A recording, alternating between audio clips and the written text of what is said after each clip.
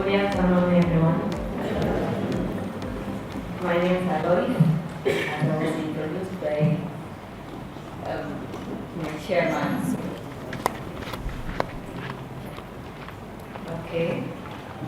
My aim of this presentation today is just to help you to have awareness and encourage that society should make it easier to people living with disability. That they are capable, they can do it, and they are the best. Okay? As the head is saying, disability in the society, the previous speaker spoke a lot, so I'm going to make it short. Okay, the society should understand that people with disability, they can do better. Okay? Society view people with disability as unfunctional, that they cannot participate in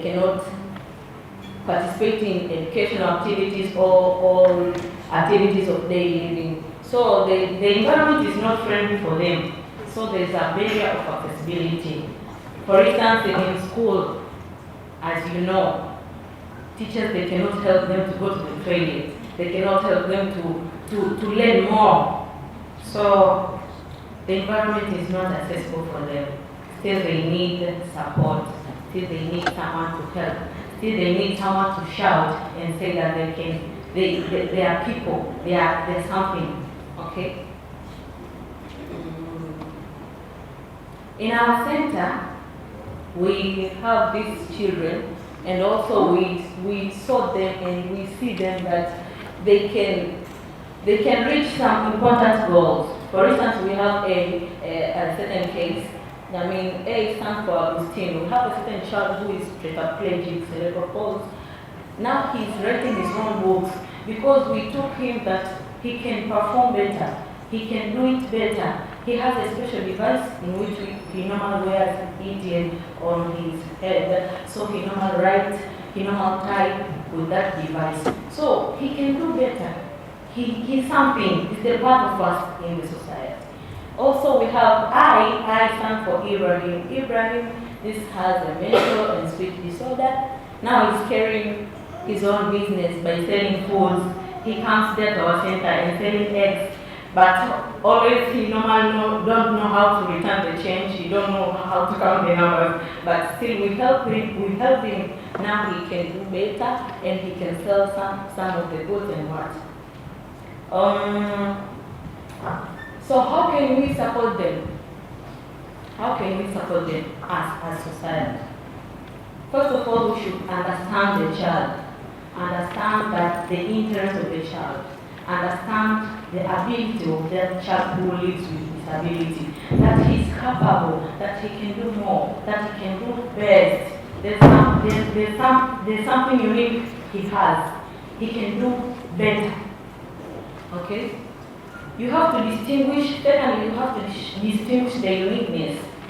You know, one person has different character from the other one.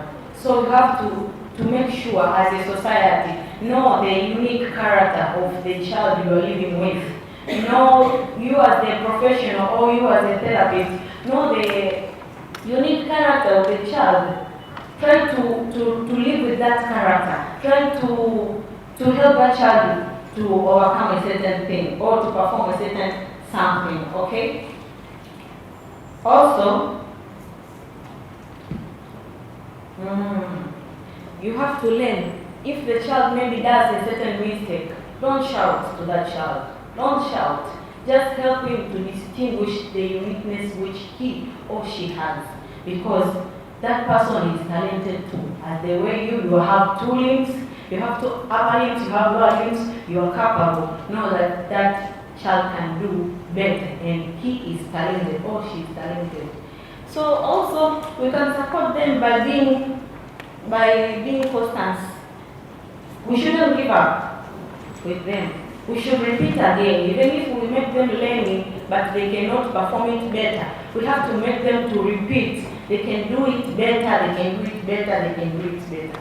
Awareness is very necessary, especially to the family members. Family members are the ones who are supposed to have the awareness on how to live with these people living with disability. Especially, they have to accept that they can fail. They can fail to make something. They can fail to learn. They can fail to perform a certain task. So it takes time to understand their interests and performance. So as a family member, you should be aware and also you should accept and you should try to understand the way the child is.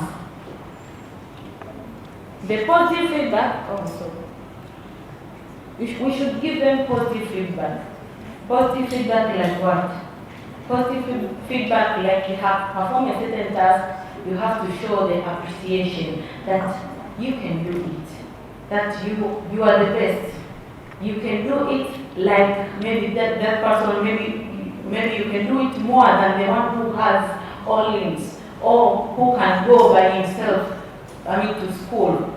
The one who is not wheelchair dependent, you can do it better than that person. So we should give them positive feedback so that they can feel that they are loved, so that they can feel that they can do better.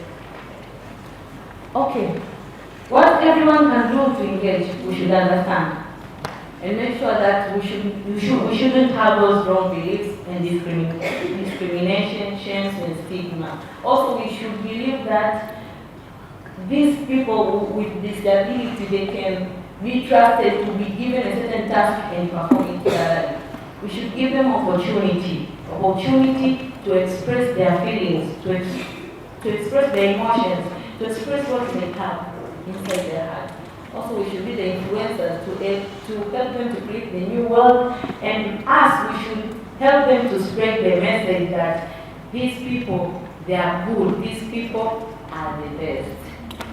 My advice to you all, in school, we should help them to, we should spread the knowledge. Teachers plus parents should know that people living with disability are something. Also, we should learn, we should help them to understand that in school they can be included as normal children. In the society, they can be participative to all activities of daily living. Also, in workplaces, they should be given the opportunity to be employed and encourage them to be the best. So society should understand, respect, support people living with disability. I've not spoke a lot because Madam Olivia said everything, Dr. Olivia said everything. Thank you for listening.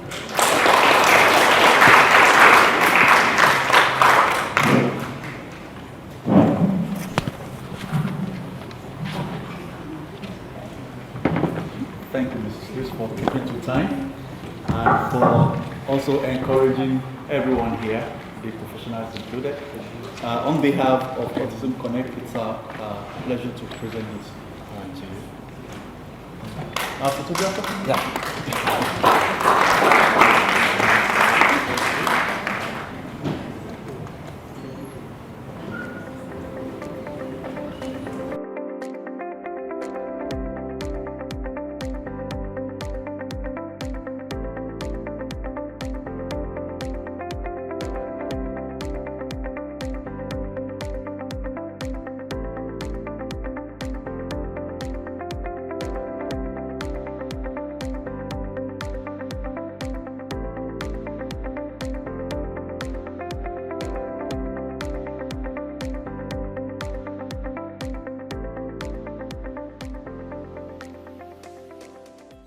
Good morning, everyone.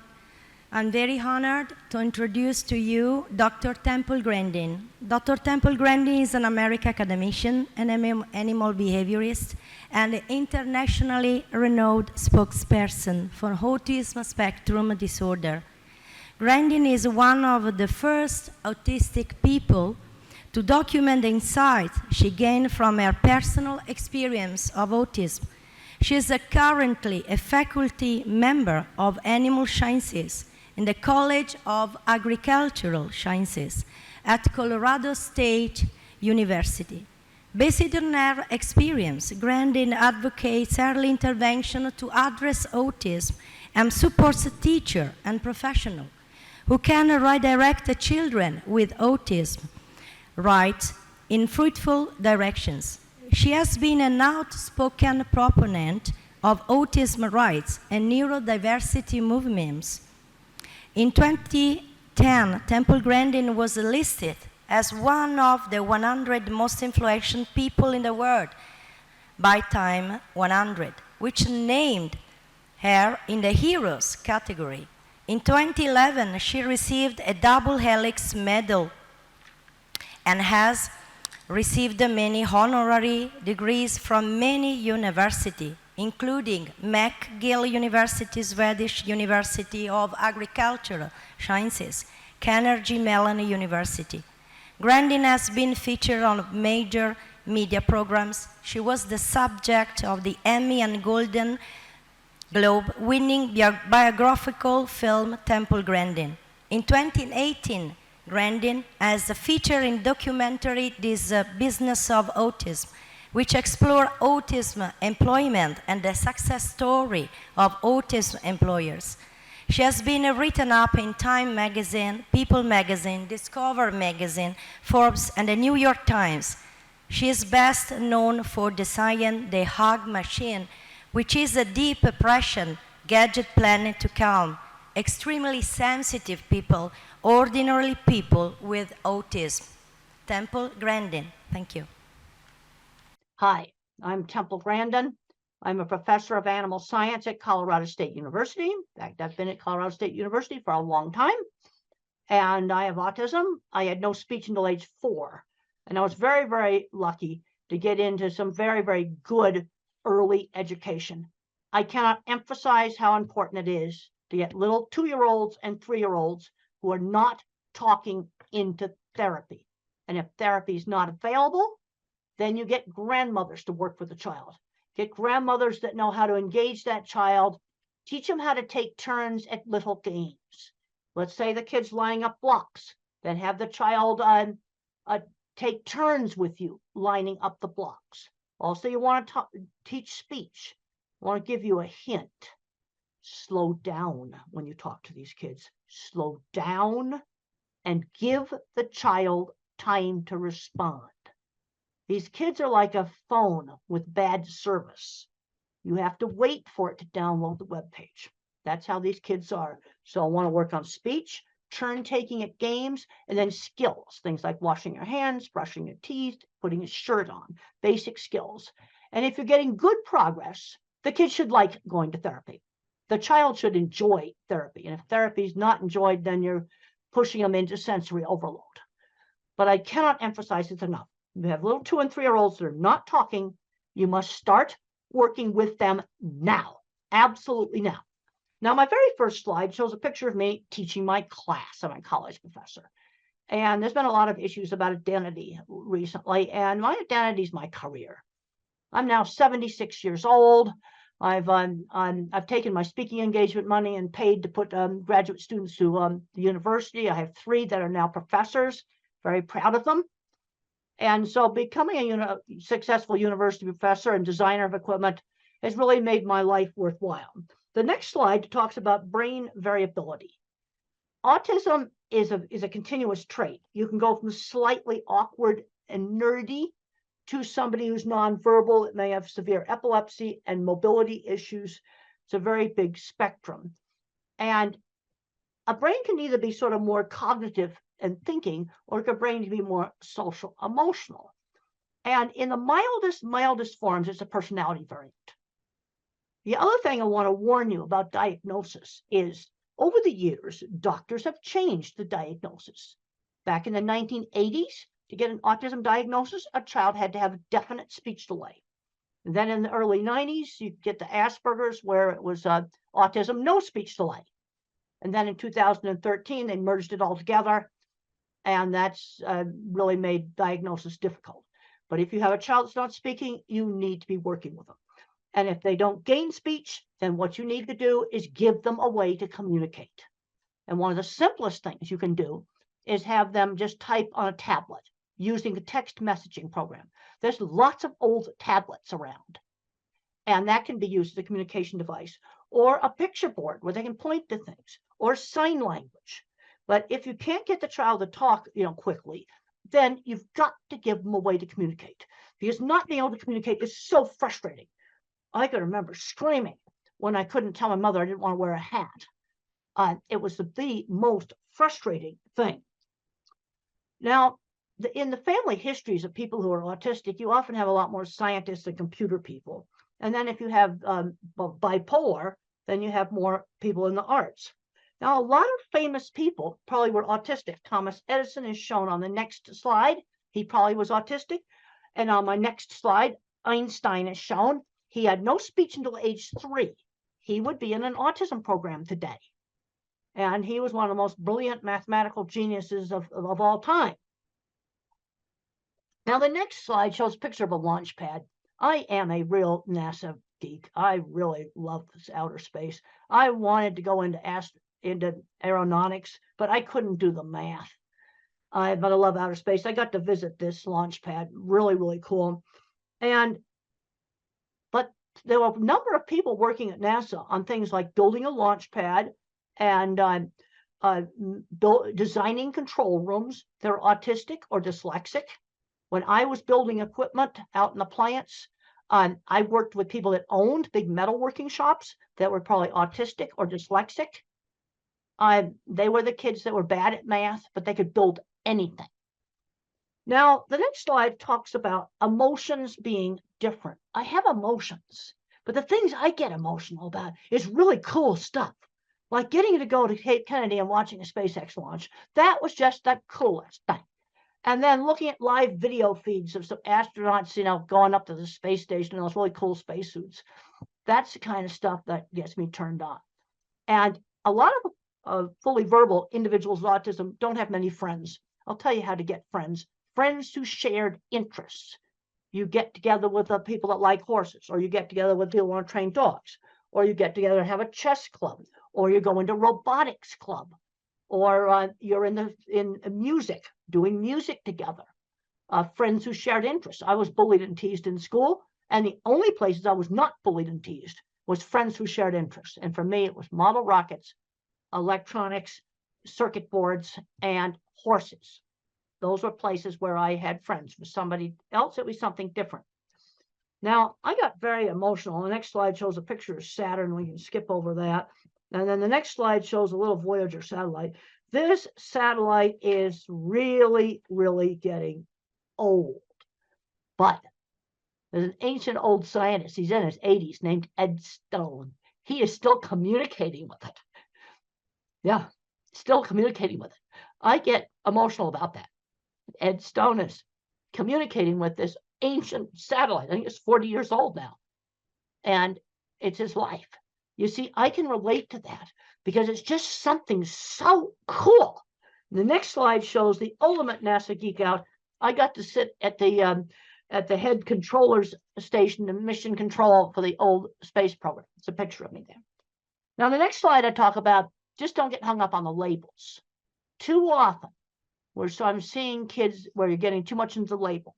They say, well, the kid's got a label. He's not going to be able to do anything. I've heard this over and over and over again. He's not going to be able to do anything. Even with some of the kids that have physical handicaps. They'll say, well, he can't walk. They'll never go to school. They'll never get a job. But I worked with a lot of autistic people that owned businesses. This is what really frustrates me. So don't get hung up on the labels. Okay, we have a 3-year-old that's not talking. Let's work on getting them talking. And we also have to get them out doing things. Don't just hide the kid at home. Take them out shopping and turn shopping into a learning experience. Well, let's talk about different kinds of rice. I know in India, there's all different kinds of rice, curry sauces and things like that. Let's let him pick out some of the things. Or you can say, well, Dad likes this food. Go get it off the shelf. Turn it into kind of a turn-taking game. Get him interacting, getting him to help with chores in the house. Now, I have grandparents. On the next slide, grandparents come up to me all the time And they discover they're autistic when the kids get diagnosed, and they would be the milder type, probably with no speech delay. And where that diagnosis really helped that adult is it helped them with their relationships. That's where it really, really helped them. Because then I had a lady come up to me at the airport, and she said to me, well, that my book, Thinking in Pictures, helped her understand her engineer husband. There's my book, Thinking in Pictures, my old autobiography, Thinking in Pictures. She now understood her engineer husband, who now that she had found out that about autism. You know, these kind of things are coming up all the time. But I'm seeing too many kids today ending up playing video games all day, and they're not doing anything else. They're not working in the video game industry. And I don't recommend the video game industry because a lot of that work's going to get replaced by artificial intelligence. I'll tell you the work that's not going to get replaced. Kinds of stuff that I did. Fixing motorcycles. That's not going to get replaced. AI is not going to do that. Hands-on jobs, a nurse, somebody who's a very good motorcycle mechanic. That's not going to get replaced by AI. And since I've been traveling really heavy now, I'm seeing lots of elevators that need fixing. And AI is not going to fix elevators, and elevators are not going to go away. So I'm going to tend to really emphasize the hands-on jobs, because those are the jobs that AI will not take out. It's going to take out some programming jobs. Now, the next slide shows me standing in front of the vehicle assembly building. And I got really, really, really emotional, because that's the most fantastic thing that us old folks did, was go to the moon. And the next slide shows pictures inside the vehicle assembly building. And I got on the roof, and I found out later on I wasn't supposed to be on the roof. But that was just so much fun, so much fun. Okay, the next slide talks about some sort of foundation principles in working with these kids. Sudden surprises scare. Okay, so let's say, for example, a child has to go to a new school, or you're going to go visit some new friends. Maybe you show some pictures of their house. You show some pictures of the school. So it's not such a surprise. Okay, let's say they're going to travel on an airplane. Well, let's look at videos of airplanes. Maybe go to the airport, watch them take off. You want to reduce the surprise factor. The other thing you need to do is stretch these kids. We don't force them into something where they're going to get into sensory overload, but stretch them and then give them some choices. Well, we could do this game or that game. We could go to this store or that store. You give them some choices, and we've got to limit the amount of time they're spending just tuning out on phones and other electronics. Now, don't recommend it, banning it. Don't want to ban it. But what we need to be doing, an hour a day is plenty. The next slide shows just a picture of a really, really good teacher. And a good teacher knows how to kind of gently engage a child without causing sensory overload. The next slide just emphasizes the importance of turn taking in a game. And if you were to use a game that's on a phone, I want one phone physically passed back and forth. Physically pass the phone back and forth. So it's a true interaction. Now, the next slide talks about teachable moments. This is a 1950s way of parenting. And I think it's a really good way of parenting. If I made a mistake, you know, we had sit-down meals, you had to eat properly. And if I stuck my finger in the mashed potatoes, mother did not scream no. She would say, use the fork. Okay, or if you have chopsticks or whatever, you use them. You use the utensils. She'd give the instruction instead of saying no. That's really important. Just quietly give the instruction. Now, obviously, if the child ran in the street, you'd have to, you know, but I'm talking about things like maybe touching too much stuff in a store. You might say, only touch the things that you're going to buy. You give the instruction quietly. Okay, the next slide just talks about limiting video games. One of the things we've got to avoid is these kids just becoming recluses in their room. But then on the other hand, due to problems with sensory, and sensory problems are real, some of these kids need some time just to calm down, just some time to chill. And that is okay. But some of the recent research going on with the social media use, again, I don't want to ban this stuff. Some kids play a video game where they can talk to friends. That I don't want to take away from them. But they can't be doing this for 10 hours a day. That's something that just cannot be doing. The next slide talks about just providing some choices. So you might say, well, you could do robotics, or you could do soccer, or you could be in a theater group, or you could be in the school band. You could do karate's. Cub Scouts is an American program for kids where they learn camping and other skills. So we're going to get out and we're going to do things, but you give them some choices. Now, the next slide shows a little child blocking his ears. Sensory problems are real. That's part of autism. And one of the ways to help a child that's afraid of something that's really, really noisy is to let them control it. Hair dryers, vacuum cleaners. Let the child turn that thing on and off where they control it. And I've talked to several families where the vacuum cleaner went from those hated fear thing to their favorite toy when the kid could control it. Same thing with car horns. Let the child beep it. Now, if some kids wear ear protectors all the time to block out sound, if you wear those all the time, sound sensitivity will get worse. That is something you do not want to do. But to give you control, you can have those headphones with you all the time. Have them with you. They can be around your neck. They can be on the top of your head. Have them with you. And then you only wear them when you get in a really noisy place like the train station. Okay, so if something really noisy like that, you wear the headphones. But the rest of the time, you have them off. But you have them with you. You see, this control is so important. And then another thing we have to be looking at is problems with flickering on LED lights. Some LED lights flicker. I just found out one of my students who's not autistic, but sensitive, that our beautiful new lecture hall has lights that flicker. In new construction, let's try to not build that. Let me tell you how you can find them. Take this thing out here, right here, put it on slow motion video, and take pictures of the room, and you'll find the bad lights. So what do you do if you have a classroom with awful lights, which unfortunately, I just found out that our beautiful new classroom has awful lights. Well, there's two things you can do. Put the desk over by the window, or go find an LED that does not flicker. Put it in a lamp that the child could bring to school and put next to the desk, and wear a hat with a brim. That will also help block out the ceiling lights. Just want to try to give you simple stuff that you can go. Now you can skip over the slide here about the headphones. We already talked about that.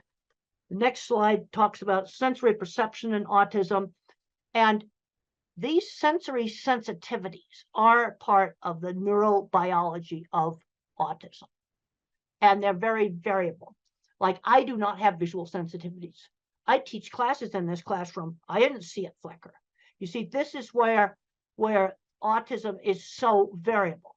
One individual or adult will have problems with lights flickering. Also, you can get it in some dyslexics, not all of them. Also, some head injuries too can also give problems with lights flickering. But sensory problems go with it.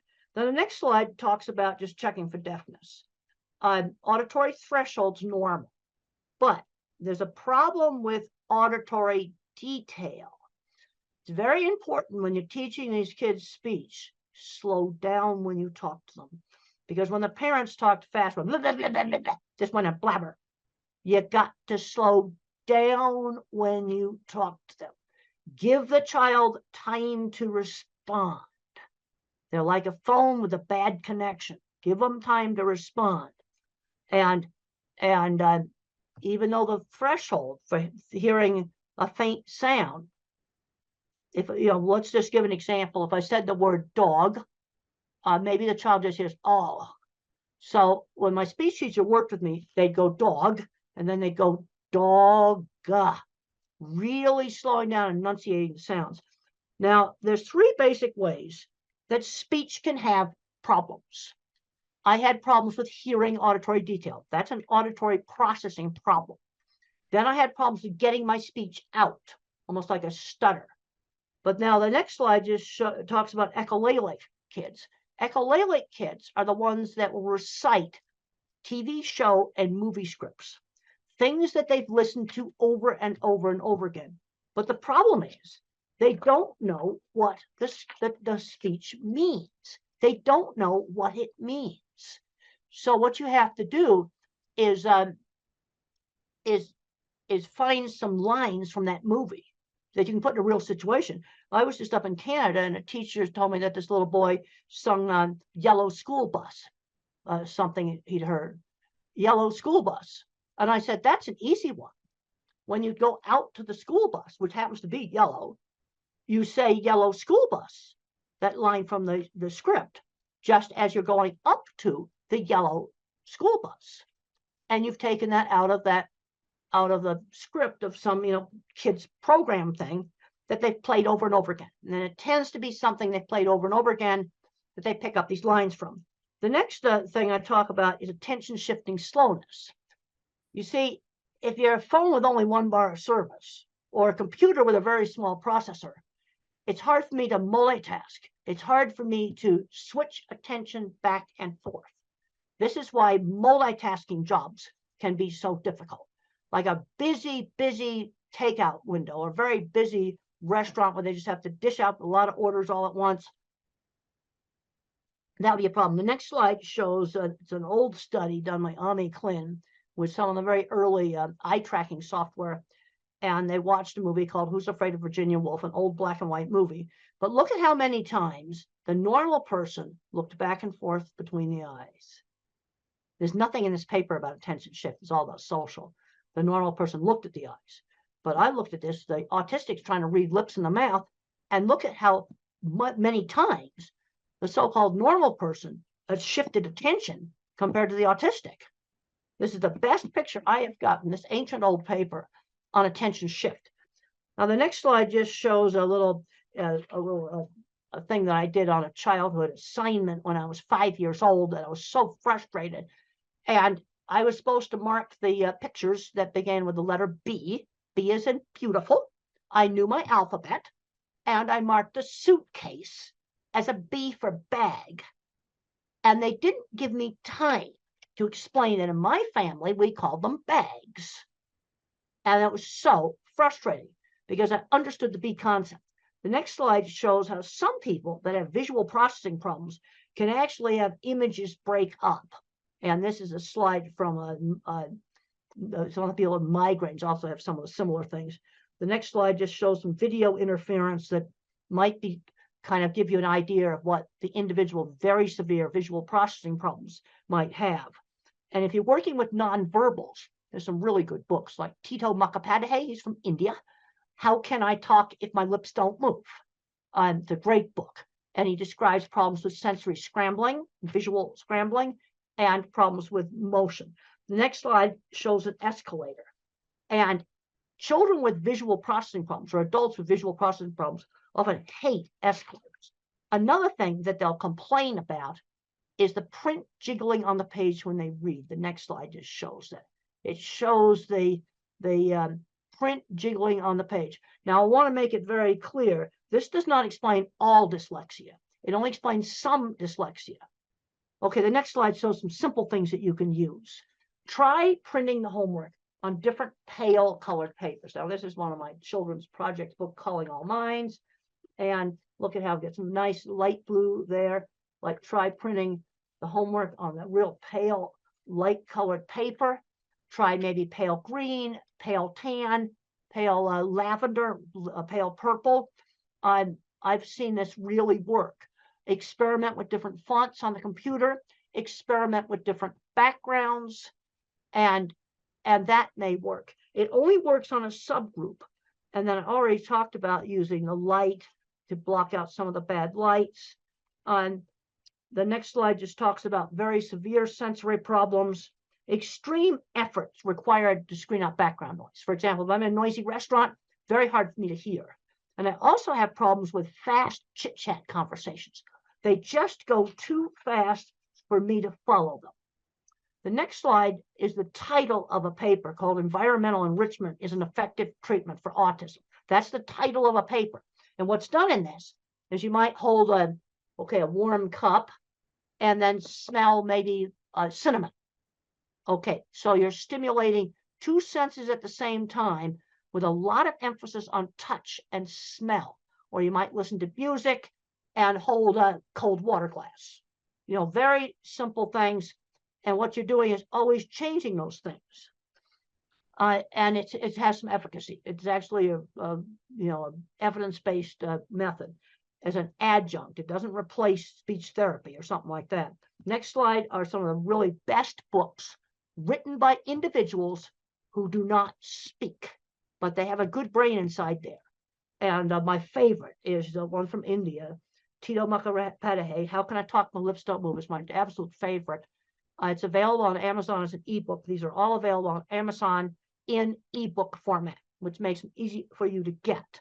And if you're working with a child that does not learn to speak, these books, you must read these books. They're wonderful books, and you'll really understand. The next slide just shows some brains. And the thing is when you hear a word, you see a word, think about it, different parts of the brain turn on. Now, where we've got a problem in the brain is lots of times with the interdepartmental communication between these different parts. The next slide just shows, next two slides just show some really cool brain scans that were done on me of the interconnecting circuits. And then we can go down to one that says axon projection field much less organized. One of those is mine, and the other one is a so-called normal one. And this explains why I had problems with expressive speech. I had less fibers for speak what I see. The next slide just circles the less fibers. And then on auditory, I got just a little tiny one. I'm not auditory.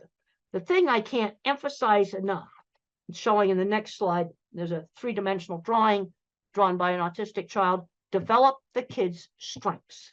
And this is something I really emphasize in one of my newer books, Visual Thinking, The Hidden Gifts of People Who Think in Pictures, Patterns, and Abstractions. Work on the strengths. So how do you figure out what a kid's strengths are? Well, visual thinkers like me like to build things, and we like to do drawing. Art and mechanics, those two things go together. You might have another kid who's mathematical, then move that kid ahead in math. Or another kid that loves verbal facts. These are history lovers. And move them ahead in the thing that they're good at. The next slide just talks about my ability in art was always encouraged. And I was encouraged to do lots of different art, because a lot of these kids just want to do the same anime character over and over and over again. And people get bored with that. No, we need to be broadening it out. I would draw a horse head. Let's draw the whole horse. Now, the next slide just shows how I see movies in my head. Everything I think about is a picture. Where the mathematical find things in patterns, I think in pictures. Also, really pay attention to detail. I've got a picture there of eclipse shadows through a tree. And being a visual thinker, somebody who really thinks in pictures, this was really an asset for me in animal behavior, because I looked at what the animals were looking at. That's what I did. Other people couldn't, that think in words. They couldn't understand, why would I want to look at what cattle were looking at? That's kind of ridiculous, but it's important. Next slide just shows seeing a car through the fence, picking up little details in the environment. Animals live in a sensory-based world. They don't live in a word-based world. They live in a sensory-based world. Next slide just talks about some things that have been learned about autism on auditory capacity, much really good pitch discrimination, hearing unexpected sounds. The next slide just shows a curved cattle handling facility. Being a visual thinker really helped me in my work. It was really, really good. The next slide shows how they recreated one of my projects for the HBO movie. And one thing about the HBO movie, Temple Grandin, that is available from the streaming services, it shows how I think visually. It is absolutely accurate on how I think visually. Next slide just shows starting my career in construction and design. And mentors are important. My mother, my speech teacher, my third grade teacher. I had a great science teacher who encouraged me and got me interested in studying. And then there was a man named Jim Uhl who saw my skills and mentored me in getting my business started. And the next slide just shows one of my drawings. One of the things I learned is when you're weird, when you go for an interview, I would just show off my drawings. I would just show off my work. Here's some right here that I like to show off on Zoom. I would simply show my work, show the portfolio, rather than just trying to do the interview. The next slide just talks about showing the portfolio. I would show off the work. Or if a child was, or if somebody's really good at a lot of computer stuff, they might show off a computer they built or show off some programming they did. Sell the work rather than yourself. The next slide just shows big, complicated piece of equipment. Yes, I worked with people that had autism that built these things. This is what gets me very frustrated as I go back and forth between the educational world and the autism world and the industrial world. We have a big issue right now with skill loss. We don't have anybody to fix the elevators. They're in the basement playing video games on an autism diagnosis. Next slide just shows some people looking at it, and just mentioned that there was a lot of autistic people that I worked with that owned shops. But one of the mistakes that's been made in a lot of countries is taking the hands-on classes out. And I discussed this in my book on visual thinking. It's one of the things I discussed in my book, Visual Thinking. I discussed, the skill loss we've got on taking those hands-on classes out, because that person that's super good at fixing that elevator may not be very good at algebra and math. I still never passed an algebra class. Now, I didn't know that I thought visually until I was in my late 30s. And I'm going to show you how I found out. I realized this is one of the slides. I realized my thinking was different when I asked people to think about church steeple. Okay, why did I pick that out? Because it's something prominent in the environment that you don't own. Most people could see their own car or maybe see their own house if I ask them about it. So I say, think about a church steeple. How does it come into your mind? Now, visual thinkers like me see them come up as individual pictures and name off where they're located. Where somebody that is very, very verbal may just see two lines. This was a shock to me. They might just see two lines like that. That's all they see. And then these flash into my mind like Google for Images. I've got a whole bunch of slides here showing off individual churches. And then you've got different types. You've got great big cathedrals. You've got small. I can then, as I see more of them, I can sort them into like chapels versus cathedrals. And then I get into some slides that show that I have a huge visual thinking circuit in my brain. Huge. That's why I'm a visual thinker. Okay, then in other countries, instead of steeples, you can just use mosques. Same thing. It's out there in the environment. You can see the minarets. They're different. I've looked at them. They're different. Be the same thing. But it's not something that most people pay attention to the same way they would their own. They'll think about a house. Then you might see your own house. That's why I don't ask house. So I got two slides there showing my big visual thinking circuits. Then I got a slide where it shows like working memories pretty well shot. This brings up another accommodation that can save a lot of jobs. And it says, use a pilot's checklist. The slide that says that. I cannot remember long strings of verbal information. Let's say it's something simple like cleaning the ice cream machine at McDonald's. Well, I need a checklist for the take apart steps, just like a pilot's checklist. Cleaning steps, 1, 2, 3. Reassemble, put it back together steps. Because if they just go yak, yak, yak, yak, yak, yak, I can't remember. I have a terrible working memory, and I need an external working memory. And there's many, many jobs where using a pilot's checklist format would save a lot of jobs. Just let them write down the steps, and you can look pilot's checklists up online. And on for a big airliner, you might have 100 items on the checklist. They don't throw 100 items at the pilot. It's chunked, pre-taxi, pre-takeoff. It's put into different parts of the flight. That'd be similar to take the ice cream machine apart, then clean it, then put it back together. But there's a lot of situations where using pilot's checklists would save a lot of jobs, because employers will go, oh, I want to show them how to do that. He's stupid.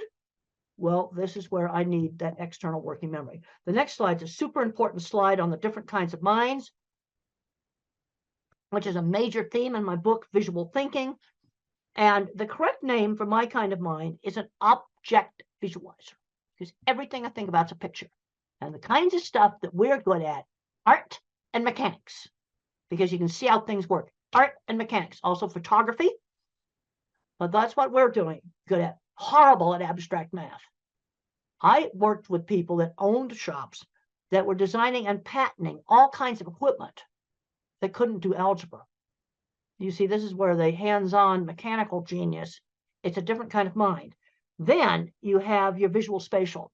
This is your pattern thinker. This is your mathematician. This person thinks in patterns, not pictures.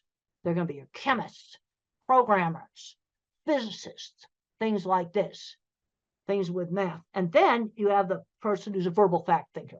They think almost completely in words. And if it's an autistic person, they often love history. They often love facts about maybe sports, different sports and things like this. They'll know all of the words for all the different players and things like that. So let's look at the jobs for these different kinds of minds. My kind of mind, mechanical stuff, fixing stuff, inventing mechanical stuff, photography and art. Mathematicians, computer programming, electrical engineering, the more mathematical parts of engineering. Because one of the things I've found in working with these big food companies is that the shop people, people like me, invent mechanical equipment. The more mathematical mind has to make the refrigeration systems in a food processing plant work and make the boilers work. That stuff requires more math. So you need the mathematician mind to do engineering, but you also need my kind of mind who can't do algebra to work on the mechanical things. And then what the verbal thinkers, good jobs for them, specialized retail. There's been some really good successes in selling cars, selling specialized business insurance, selling sporting goods, where they're recognized for their knowledge of the products, you know, selling phones, and not try to sell somebody the most expensive phone, but sell them the phone that's right for them. Because where we're really falling down is on the job front, getting them into jobs. Let's start off with chores for little kids, 11-year-olds, maybe helping out at a fruit stand or, you know, some little market stall, doing a job at a community center, walking dogs for people. I want them doing something on a schedule outside the home. Really important, because the moms often tend to overprotect. Is that they're legal age, they need to get a real job. And you need to just figure it out in the neighborhood. This is one thing I've noticed when I've gone to a lot of countries. There's a lot of little tiny small shops. And I drive by those shops and I'm going, oh, that little clothing store would be perfect for this autistic girl to start doing some work in. And you just set it up in the neighborhood. Mother did that with me. When I was 13, she got me a little sewing job with a local seamstress who worked out of her home. It was just something done in the neighborhood. But they've got to start learning how to do things outside the home. This is really, really important. So we start making that transition to work before they graduate from high school. I cannot emphasize this enough, because work skills are not the same skills as academic skills. Now, I was a goof around student until my science teacher motivated me to study, because being a scientist, you had to study. And I made up for like 3 years of high school where I goofed off really quickly. But I'm seeing too many kids where they're not learning how to drive. They're just not learning any skills. Okay, when I was 8 years old, the next slide talks about use a variety of teaching methods. When I was 8 years old, I couldn't read. Mother taught me with phonics. I already knew my alphabet.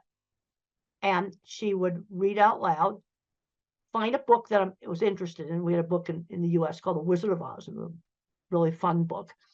And she'd stop at an interesting place and then have me read more and more. And I very quickly learned to read with phonics. It wasn't that hard. There's all kinds of complicated stuff online. Oh, we didn't use any of that stuff. I already knew my alphabet. And I already knew the little alphabet song, A, B, C, D, E, F, G, yeah, the little song. And that has half the sounds.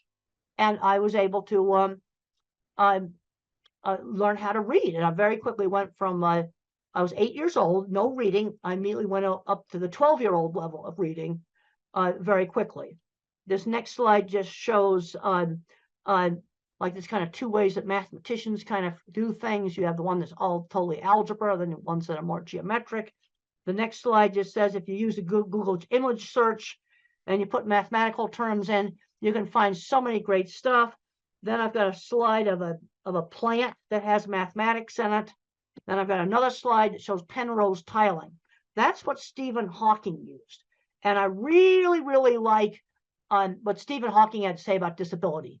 Concentrate on those things your disability doesn't prevent you from doing well. He could do math in his head super well. Next slide just talks about getting interesting magazines and things in the school library, fractals. I've got a whole bunch of slides here that just show cool, interesting stuff. Then there's a picture of me with a horse looking at me sawing a board, and friends who shared interests. A lot of kids aren't doing enough hands-on things.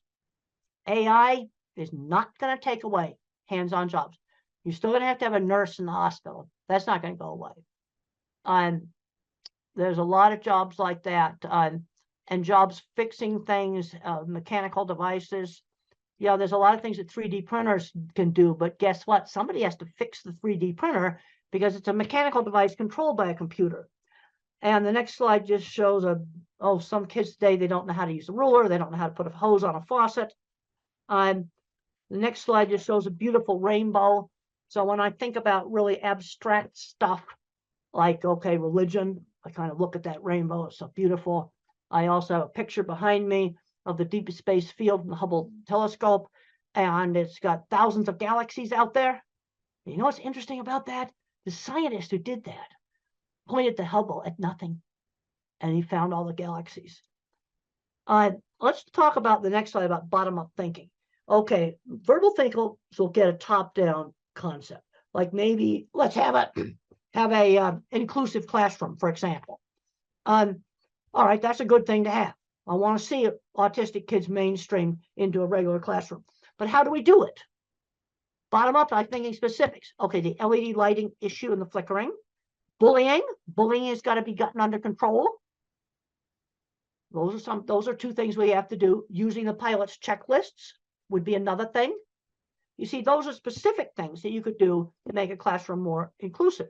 The next picture just shows autistic kids sorting different things in his mind. And my mind's like a spreadsheet. So when I was a little kid, I said cats are smaller than dogs.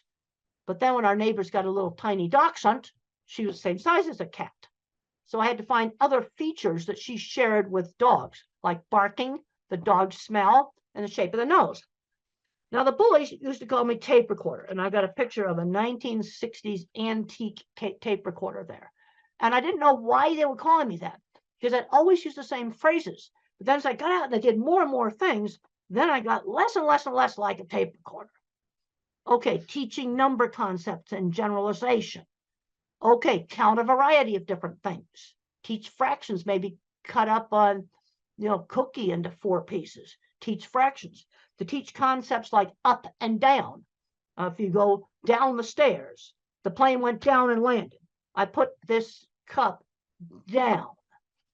And you want to show several different examples, because if down was only related to the stairs, I think it only applied to stairs. So I've got to give different things where I use the concept of down. And then the brain pictures there just show that looking at things is more interesting than people. Yep. I get really turned on about things like the scientist who had the guts to point the Hubble at nothing, and he found everything. The other scientists thought it was stupid to waste the expensive observing time on looking at nothing. Single most important picture that telescope took. Okay, the next slide is just more stuff on friends who shared interests. We've already discussed that. And the next thing on 1950s upbringing, this is where there were some things, social things, at least in the US, were taught in a much more structured way in the 50s. Turn taking at games, being on time. That was drilled into me. And I think we had a big, huge school clock that was this big. And every time the second hand went around, the minute hand did 1 click. I could see it. I think, and you can get these electronic ones, battery operated versions of these clocks. They still exist. Help with time.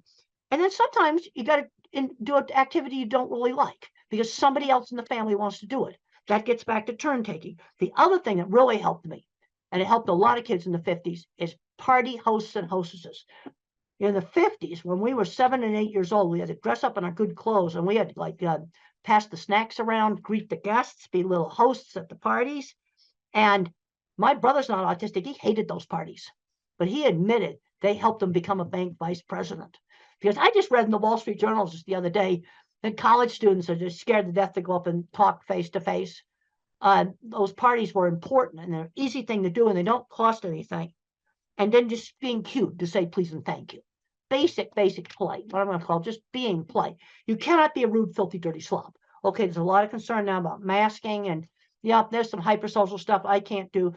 You can be eccentric. I dress kind of eccentric, but you cannot be a rude, filthy, dirty slob. And there's a scene in the movie where my boss slammed down a deodorant and said, you stink, use it. Yeah. Hygiene, yes, you're going to have to clean that one up. Just that simple.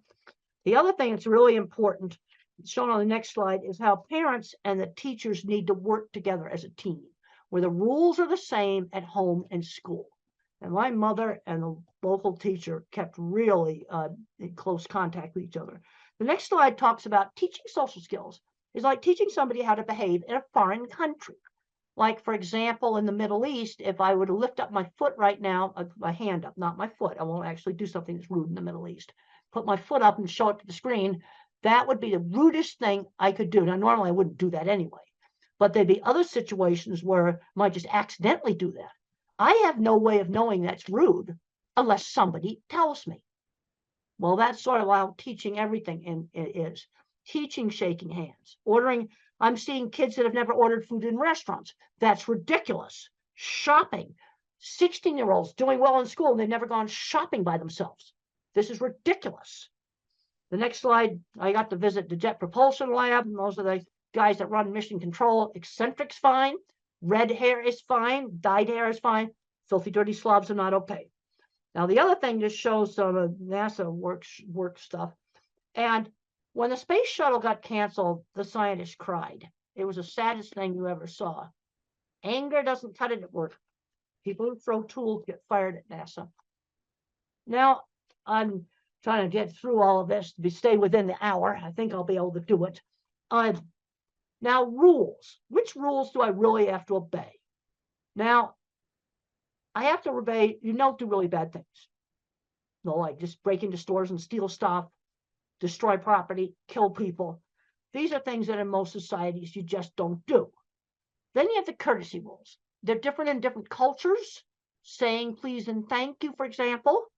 Then you have illegal but not bad. Those are some rules you can break. A little bit of speeding is okay. Too much speeding, absolutely not. And then you have rules. I call them the sins of the system. These are getting so sensitive right now, I just about won't even mention them.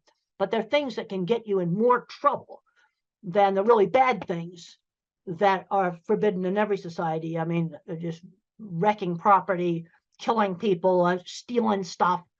That's stuff that in every society. But these are things where I'm just going to say this list is expanded. And the penalties are really, really severe. And you don't touch these dogs. They bite hard. Don't touch them. And they're getting so controversial, I don't even want to mention them. Okay, teaching values. Teach the golden rule, one specific example at a time. Treat others the way you want to be treated. So I'm thinking about the 2 wallets I got helped get returned at the airport. That's not Mother Teresa, but it's something good. Those people are very happy to get their wallets back. That's treating others the way you want to be treated. Also, the TV shows I watched in the 50s had much better values. Oh, see the rubbish that's on TV now today. We'll just leave it at that.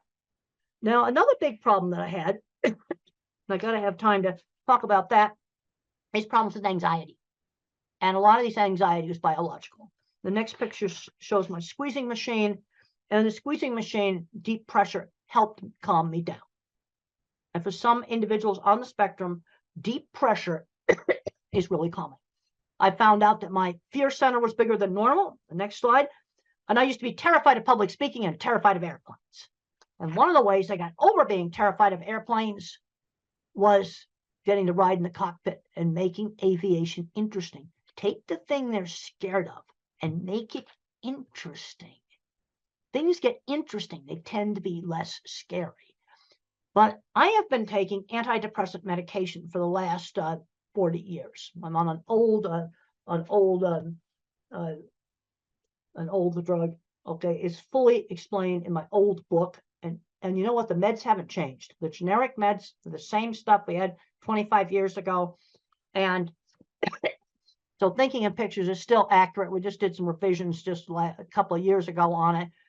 And if you're thinking about, especially for a teenager or adult taking medication, I'd recommend reading a chapter that I call A Believer in Biochemistry. But a big mistake made with antidepressants is too high a dose, way too high a dose. Starter dose or less. Because if you go too high a dose, you get agitation and insomnia. No, the medication saved me. Colitis and other very bad stress-related health problems cleared up. They really helped me. That there's way too many drugs given out to little kids. Way too many powerful drugs given out to little kids. You know, I'd take an old-fashioned antidepressant, Prozac or fluoxetine or sertraline, that's Zoloft, or Celexa. Some of these other drugs also work well. The next slides just show a rear view of my squeeze machine and how you can do cushions for doing deep pressure on children. There's another slide there showing swinging a child. And sometimes when you swing a child or when a child rides a horse, they say their first words because of the rhythm. Another slide just shows a weighted vest. You know, these are things you can try. They don't work for everybody. See, this is the problem. Work for some and not for others. But if you work on kind of desensitizing to touch, that can be really, really helpful. You see, I could control the squeeze machine. Let's get back to this whole thing of control. Exercise. A lot of kids aren't getting enough exercise. I got a slide in there saying I do 100 sit-ups every night. I hate every one of them. Burst of hard exercise really can be helpful. Really helpful. Then my elementary school life skills training, we talked about the party hostess. Another thing I did is I sold candy for charity, and I was shopping by myself for little toys. I got a little allowance, and I'd buy comic books with that. But if I wanted this little toy airplane, I had to save for 2 weeks. I was learning how to save money when I was 7 and 8 years old. The next slide just shows my work experience. I had a lot of work experience before I graduated from college. This is really important. I cleaned a lot of horse stalls. I had a little sign painting business. And I had to learn how to make a sign that somebody else is going to want. And my first sign was for a hair salon. So I put shampoo lady on it from a brand of shampoo. The next slide shows an ugly shed that I made look nice. You see, I had to do work that other people would want. And the next slide shows me painting a goofy sign for the Arizona State Fair. You know how I got that job? I showed off photographs of my signs. And the next slide shows my sign painting truck. And how did I learn to drive? This is a major hurdle. It's going to take longer. You have to spend more time practicing in a really safe place, like a big stadium parking lot, a big open field where there's nothing to hit, absolutely nothing to hit. And you practice like 20 minutes a day, maybe for a couple of months, maybe for 2 months, until you no longer have to think about how to push the gas, how to work the gear shift. You've got to get that operation of the car into what's called motor memory before you do traffic. Go at it a lot more slowly. And then I just have a slide there, tasks outside the home. A whole bunch of tasks there. That might be different in different countries, but the bottom line is I want them doing a task on a schedule outside the home. And this needs to start like at 11 years old. In the US, that replaces paper routes, which we don't have anymore. Next slide just shows, Lego Mindstorms might be one activity. Then I've got a slide in there that people were impressed with my drawings. That's really important. Then I've got a bunch of slides here that show selling myself rather than showing off my work. I got a whole bunch of slides on showing off work. Talk about showing kids interesting things. The other thing on getting jobs is we need to be getting in the back door. And there's a picture in there that shows the Swift plant where I first started, and I met the wife of the plant manager. Yeah, you see, use connections. And then there's my, I was wearing this shirt that's in the Cowgirl Hall of Fame when I met them. You know, using, you know, connections to get into jobs, finding mentors. I know I'm running out of time here. Gotta just rush through this. Finding mentors. My mother, my elementary school teacher. These are so, so important. And then I have a bunch of slides here that show jobs for the different kinds of thinkers. I don't think I need to read all of that to you. You can look at those. And then to finish up, I've got some stuff on medication in here. Let's try exercise before you try a drug. You know, it's like, don't just, one of the big things that's a problem is way too many drugs are handed out like candy. That is wrong. And the medication I am on, the antidepressant, is, you know, relatively mild medication. The other thing is try one thing at a time. So let's say you try a supplement, like a gluten and casein-free diet, for example, that helps some kids. Try one thing at a time. If you do a new school and a drug at the same time, you don't know what worked. This is just a basic thing. And no medication is going to give you 100% control of anything. Okay, now in troubleshooting behavior problems, you got to figure out, is the problem biology? Because you might have a nonverbal person that doesn't speak, and they got a stomach ache, and they can't tell you about it. That's going to make a lot of behavior problems. That's biology. Or maybe there's certain loud sounds bothering, or that's biological. Now, behavioral, sometimes you do things to get attention. The whole frustration with not being able to communicate is huge, but I have kind of a little troubleshooting list there of things to try to, especially with nonverbal clients. Then I have a list of painful things that can be wrong with a person who is nonverbal. There's been horrible cases where people have died from a burst appendix. They were nonverbal and they couldn't tell the doctors that they were hurting. And there's a whole list of things that can be painful things, and some books that it might be helpful. Okay, some of the supplements, probiotics. I take probiotics. They've helped me prevent urinary tract infections. They've worked. But I'm taking one probiotic. I'm taking one regular medication, discipramine, an old-fashioned tricyclic antidepressant, and I take one probiotic. I'm not taking pharmacies full of stuff.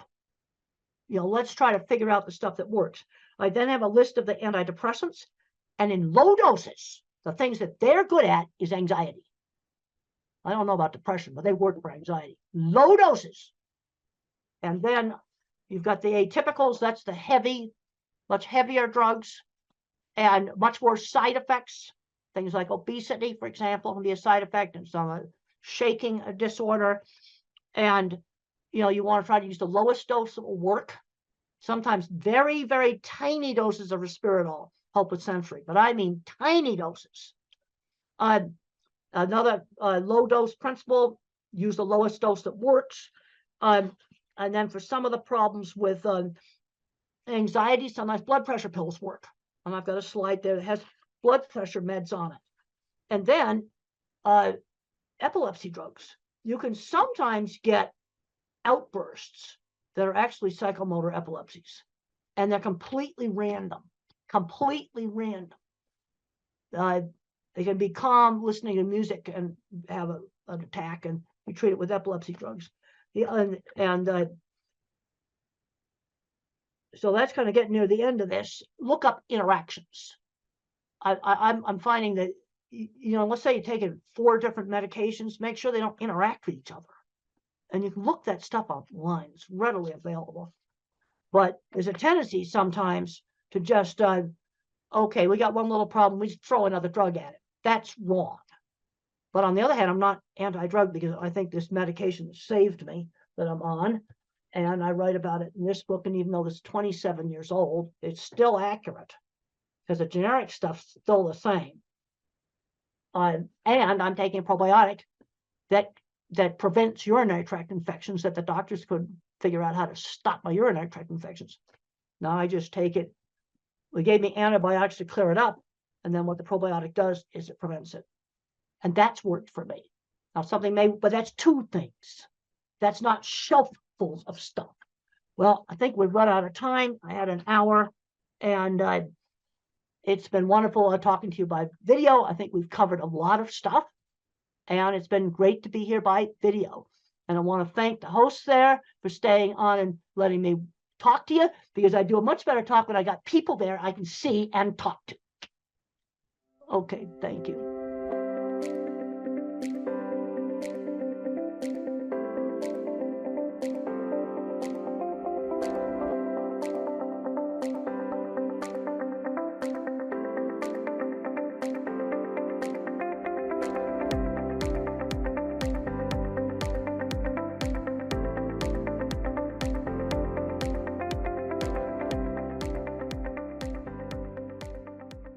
You're going to hear from 3 mothers who are having autistic children and very good professional doctors, 2 of them.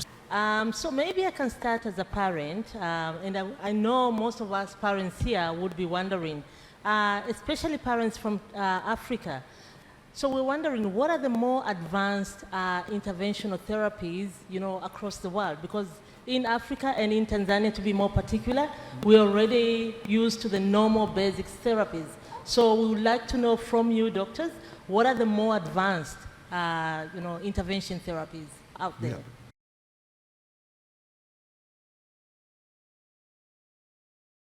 Thank you, Sarah. So I think you want to know about the rehabilitation therapies. Exactly. So as we know that the pillar stone or the basic conventional treatment for autism is neurorehabilitation, and that's the foundation on which the whole treatment for autism or cerebral palsy or intellectual disability basically leans on. So of course all of you know about occupational therapy and speech therapy, and we also do physiotherapy as well as special education and ABA therapy. So these are very important and have been tried and tested for many years now. But what we also have, especially in India now, we have aquatic therapy. So aquatic therapy is, children love water, right? So basically if you make them like swim in water or do specific therapies in water, they calm down better and it helps them concentrate better, their coordination improves. So coordination is one of the major issues in children with autism. So aquatic therapy has a big role to play in a comprehensive part, as being part of a comprehensive treatment for autism. Apart from that, of course, sensory integration therapy. We are aware of sensory integration therapy as a part of occupational therapy, but it's a science in itself because the information processing is a problem in children with autism. So sensory integration therapy, then art-based therapies, animal therapy. I think it's a beautiful therapy. Children are very sensitive and the animals are so sensitive, like we have trained dogs, and horses are a very good medium who sense the children's despair or their moods very well and help them settle down, and they work together beautifully. So animal-based therapy has come up as a part of, as one of the treatments for autism. So what we believe in India and in Neurogen is that it's important to do teamwork. So everyone working separately, you will achieve a little bit, but when you work as a team, together everyone achieves more. So comprehensive holistic rehabilitation, which happens together under one roof, would be the ideal situation to get treatment for children, and especially parents understand the importance because they are going from one place to another to get rehabilitation from different people, trying to squeeze in everything in one day. So comprehensive holistic rehabilitation under one roof which combines conventional rehabilitation with advanced rehabilitation treatments like aquatic therapy and sensory integration therapy, along with ABA and speech and special education and art-based therapy and animal therapy would be the best combination, we believe. Thank you very much. Thank you, Dr. Nandini. That was very well answered. But to answer your question, what is required, as Dr. Nandini said, is comprehensive rehab. In autism, the children require occupational therapy, speech therapy, behavioral therapy, psychological therapy, special education, art therapy, aquatic therapy. They require a combination. What happens in most parts of the world You will have an occupational therapist who will only give occupational therapy. Then you have a speech therapist who will only give speech therapy. And they don't work in isolation. What we've realized over the last 15 years of working in this field is you need a combination. So there is a need for centers where all of this can be provided together. Honorable Mr. Mulil was asking what we can do from a district level. What is required is facilities where all these therapies are available in one place. Also, when we are looking at this, we should not look at urban areas only. We have to think of the rural areas as well. And in India, what we have found is one of the best ways to work on this is to train the local village workers, local workers. They may not be professional rehabilitation therapists, but they will provide the basic care that is needed. So a structured rehabilitation program which has all the specialities is the need of the hour. And the important thing in this is this does not require infrastructure or money. Okay, this requires trained therapists. And we from our side, we offer, and I'm making this open offer, any therapist from Tanzania, Kenya or Uganda wanting to train in these rehabilitation therapies, we offer free education and training to all of you. So if all of you, and we have regularly been doing it over the last 15 years, people from all across the world have come, and we offer this completely free of cost. You're welcome to come to us. We will train you, because rehabilitation is human based. It's about people, it's about training, and we are able to offer that. So any of you therapists here, should you ever wish to come, please contact us and we will arrange your entire training program. To Honorable Minister Mulal, if you, as a government, if you send people, in any case, Tanzania and India have a wonderful relationship. Historically also, many people from Africa have actually trained in India, you know, from the administration, civil services, military. We have a very good education, and we want to continue with that. And we will offer training, comprehensive, very good training at no cost at all.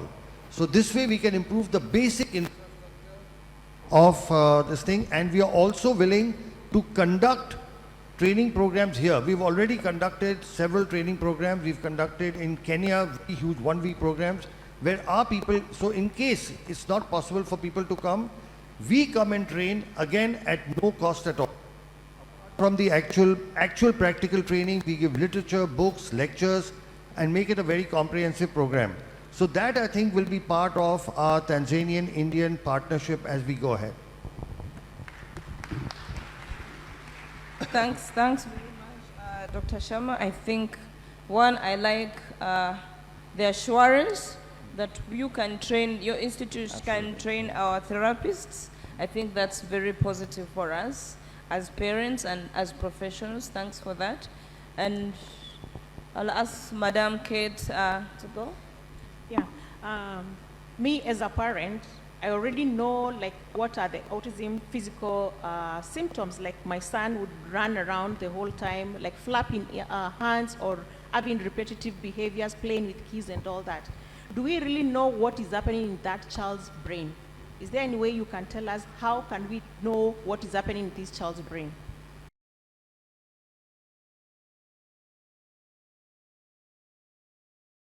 It's really important because so many parents come to us and say, oh, my child looks absolutely fine.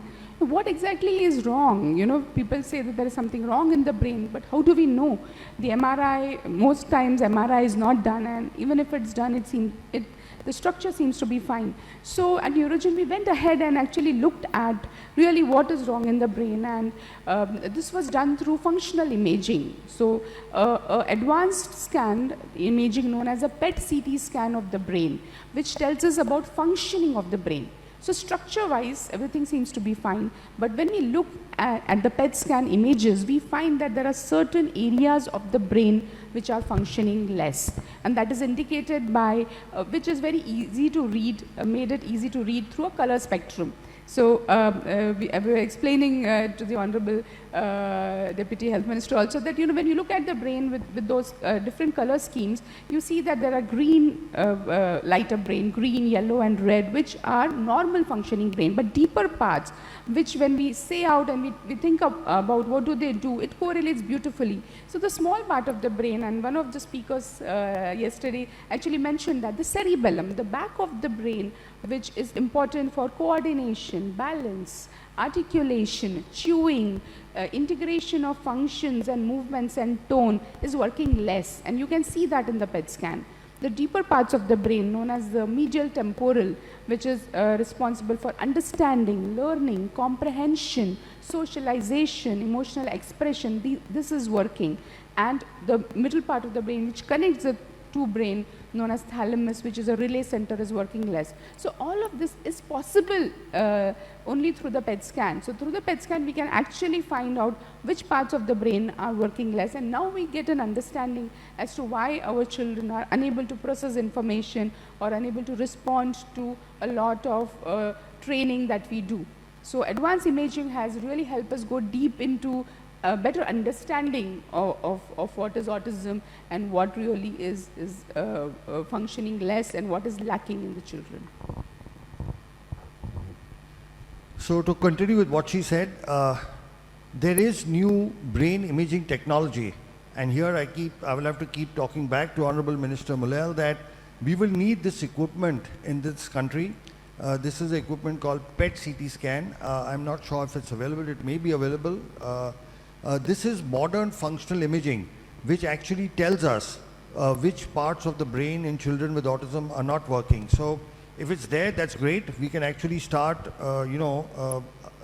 investigating and looking at our children. But what is functionally, as Dr. Nandini said, has been found. So if I were to divide our brain into an upper brain or a higher brain, which does the thinking, the intelligence, the executive function, and all of that. And then there is a little lower brain, the smaller brain called the cerebellum and the medial temporal brain. This is responsible for the primitive instincts. This is responsible for, the basic reflexes that we have. Now, what we have found in our research, and we were the first to do this in the world, and we've published our work in a very prestigious journal called the World Journal of Nuclear Medicine. We have for the first time shown the world that there are parts of the brain that are what is called hypermetabolic or not working properly, and this corresponds to the symptoms. So now for the first time we know why our children cannot talk, why they cannot read and write, why do they have all the behavioral issues, why can't they make eye contact, why can't they take care of their daily activities like brushing, bathing, food, etc. Why can't they process information and comprehend? Because there is a part of the brain that's not functional. For example, let's say if any of you developed a fracture of your leg, would you be able to run? Would you be able to walk? You would not be able to stand. It's not your fault. It's just that if your leg is fractured, you can't walk, run and move around. But if your fracture was fixed, now you'd be able to walk.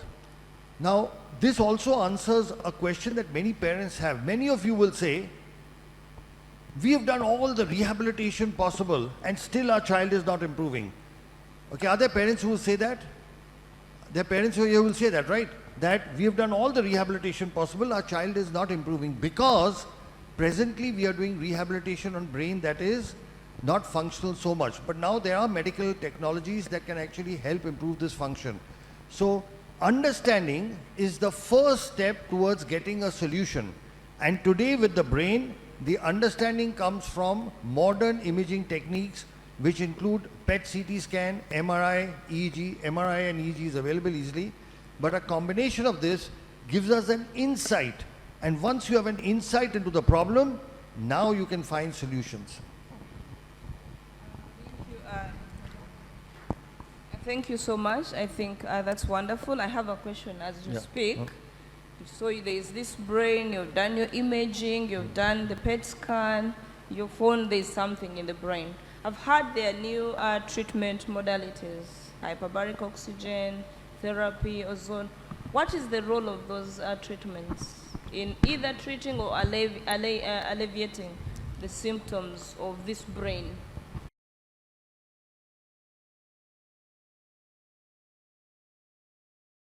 So what brain imaging has shown us is there are parts of the brain of these children which have what is called hypoxic ischemic damage. That means this brain is not receiving enough oxygen. Now, if the brain is not receiving enough oxygen, then obviously one possible solution is to give it oxygen. But just giving normal oxygen does not help. What we have found and what medical science has found is you have to give oxygen under pressure. So right now, we are breathing oxygen at 1 atmospheric pressure, all of us. Okay? And when you breathe oxygen at 1 atmospheric pressure, only the red blood cells in your body carry the oxygen. In our blood, we have got red blood cells, white blood cells, and a liquid called plasma. Right now, all of us are breathing, only our red blood cells can carry oxygen. The liquid of the blood has no oxygen. But when you give oxygen under pressure, like 2 atmospheric pressure, now the oxygen goes into the liquid. Okay, so right now in our body, only our red cells are carrying the oxygen. When you give it under pressure, the entire blood is carrying oxygen. So much more oxygen reaches deeper parts of the brain. It goes to every part which may be possibly hypoxic. So there is this new technology called hyperbaric oxygen therapy. This is available, I'm not sure whether it's available in Dar es Salaam, but I'm sure it's available. It's normally used for wound healing. So far hyperbaric oxygen has been used for wound healing. But what we have found is when we use it for oxygen, when we use it for autism, sorry, there are significant improvements, especially when we combine it with many other treatments. So there are a lot of scientific publications that actually show the benefit of this. All this requires is a hyperbaric oxygen machine. It's not very expensive and it is very, very simple to maintain.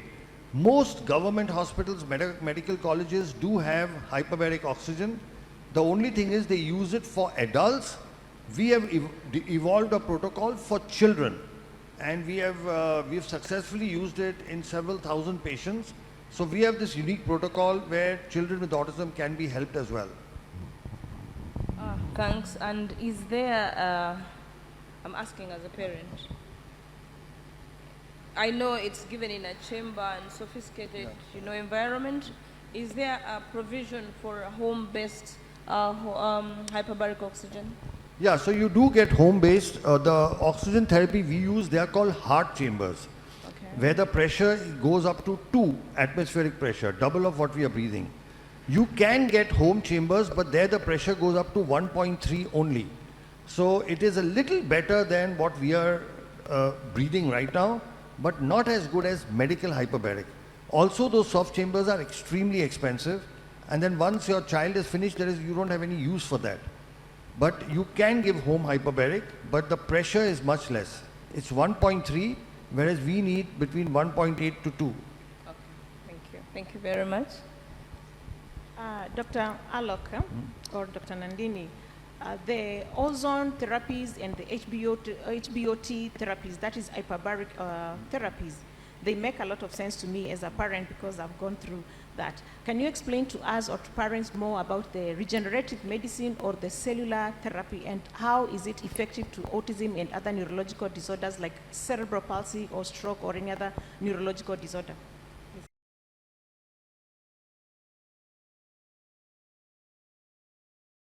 So basically, the human brain is the only organ which on its own does not regenerate. What do I mean? Suppose your skin is cut.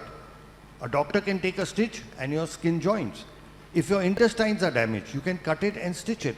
You can stitch the heart, the kidney. You can fix a bone. But in the brain, you cannot take a stitch. You cannot suture it. So all these years, for the last 150 years of modern medicine, it was believed that the brain is incapable of regeneration. Because till then, we had only 2 kinds of treatments. Either we had medicines like a drug or an injection or tablet, or we had surgery where we went inside, cut, chopped, sutured and closed. There is no medicine and there is no surgery for autism. However, the last 25 years has seen the evolution of a new kind of treatment, which is not a drug, which is not a surgery. It's called cellular therapy, where you use healthy, good cells to repair damaged cells. For example, if suppose you get a cut on your hand, what happens? That wound heals by itself, right? That wounding is called biological healing. So now it is possible to repair damage in the brain through cellular therapy. So where do we get this from? What we do, there are two kinds of cellular therapy. One is when you take from the child's body or from the patient itself and put it back in the patient. And the second is when you take it from a donor. So there are two completely different types. Now, the treatment that we do, we take from the patient or from the child. And what we do is, just above the hip bone, there is something called the pelvic bone, where we put a needle. And we take out the liquid in the needle that is called bone marrow. It's a very simple process. It takes 15 minutes. The child is given local anesthesia and sedation, so the child experiences no discomfort. Once we take out this bone marrow, we next take this to our laboratory, and from this bone marrow we sort of filter it and separate it by putting it in machines called centrifuges, and then we isolate or separate the cells that we need, that are in general referred to stem cells. What we do is we use what is called mononuclear cells. So we have taken out, I'll repeat again, we've done a bone marrow, 15-minute, just like how you collect blood, right? You put a needle into your vein and collect blood. Likewise, we put a needle into the bone and collect bone marrow. It's just a collection. We have taken this to our laboratory. Now we've separated the stem cells. And then once the stem cells are ready, this takes about 3 hours. Then we call the child back to the operation theatre, and we make a needle puncture in the lower back. Why the lower back? Because in the back, our spine has got a fluid called cerebrospinal fluid, which circulates from the back all the way to the brain. So it goes to the brain, comes down. It's a continuous circulation between the back and the brain. So when we inject the cells into the lower back, into the fluid, within minutes it goes up to the brain. Once it goes up to the brain, the damaged areas, they pull the stem cells towards it, and once the cells are taken towards it, they start the repair process. Stem cells are known to multiply, they divide, and they convert into neural cells. And we have done all this, between 1998 to 2008, for 10 years, we did work in the laboratory, and we worked with animals. And we first showed and proved that these stem cells can convert into neuron cells and that they can repair the damage. So in this whole treatment, if you can see, there are only 2 needle pricks. With one needle we take out, okay, then we separate the cells, and then with a simple needle we inject it back. And what are we injecting back in the child? The child's own good and healthy cells. There is nothing from the outside. There is no chemical. There is no any artificial thing. There is no donor cells. So we are taking good healthy cells from the child, putting it back into an area where it is needed. So it's a very simple process. Did you understand the process? I can repeat it. A simple needle into the pelvic bone, take out the bone marrow, takes about 15 minutes. Take the bone marrow liquid, take it to the laboratory, filter it, separate the stem cells, and then call the child back and inject with a very thin needle into the lower back spinal fluid from where it travels to the brain. So the beauty of this treatment is it is so simple. It can be done anywhere. It's not complicated. It's not like the major, I'm a neurosurgeon, I do brain tumor surgery, spine surgery. That's also complicated. Takes hours and hours. You go and open the skull, go into the brain, do things. It's nothing like that. 2 needle pricks is all it requires. And we are using our own good cells and putting it back in the child. So we now have a clinical experience of more than 13,000 patients. People from all across the world, more than 100 countries, actually from 102 countries have come to us. And several patients from Tanzania, several patients from Africa. And with this treatment, we are able to repair the damage, and we have proved it in 2-3 ways. One, after the treatment, the child starts improving by itself. The understanding improves, the comprehension improves, the behavior improves, the eye contact improves, they get back their speech. Several of our children are able to go to schools. Many of the kids we have treated several years ago, they have not only gone to regular schools, but they've graduated. Many of them are now doing jobs, so they become completely independent. So our kids, in a few years' time, go off the spectrum. Why? Because now we've repaired the basic damage in the brain.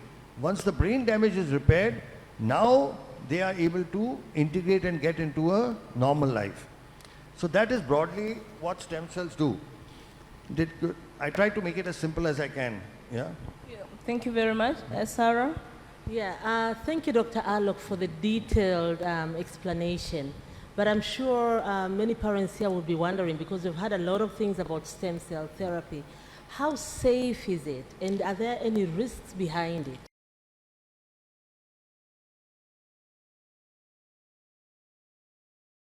So that's the most wonderful thing about the treatment. It is 100% safe.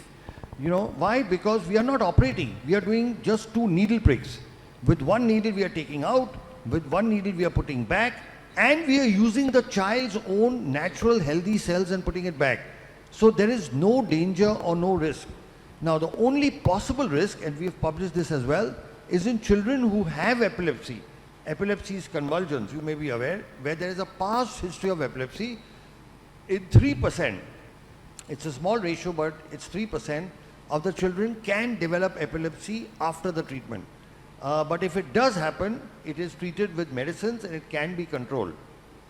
This risk is not there in children who don't have epilepsy. So in children who have epilepsy, there is this 3% possibility. Otherwise, it's a completely safe treatment. We have a 0 risk of infection. We have no patient so far who's become worse than what they were before. As a parent, your main issue will be, my child should not become worse than what he is. So about that, I give you an absolute guarantee. And they're very strong words. A guarantee that a child will not become worse than what he is. He will not lose any skill that he already has. He's only going to improve. My question following that, again, thanks Sarah for that excellent question.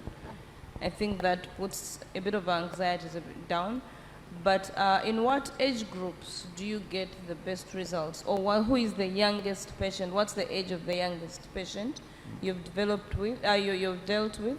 But also I want to know what age groups we should be targeting to make sure we maximize the benefits of stem cell.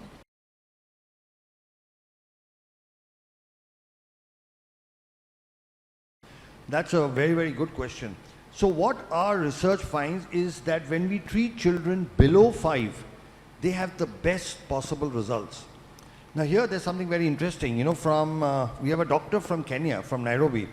He's a pediatrician, and what he does is the moment the patients are diagnosed at 2 years, okay, he sends all the patients to us for treatment at 2 years.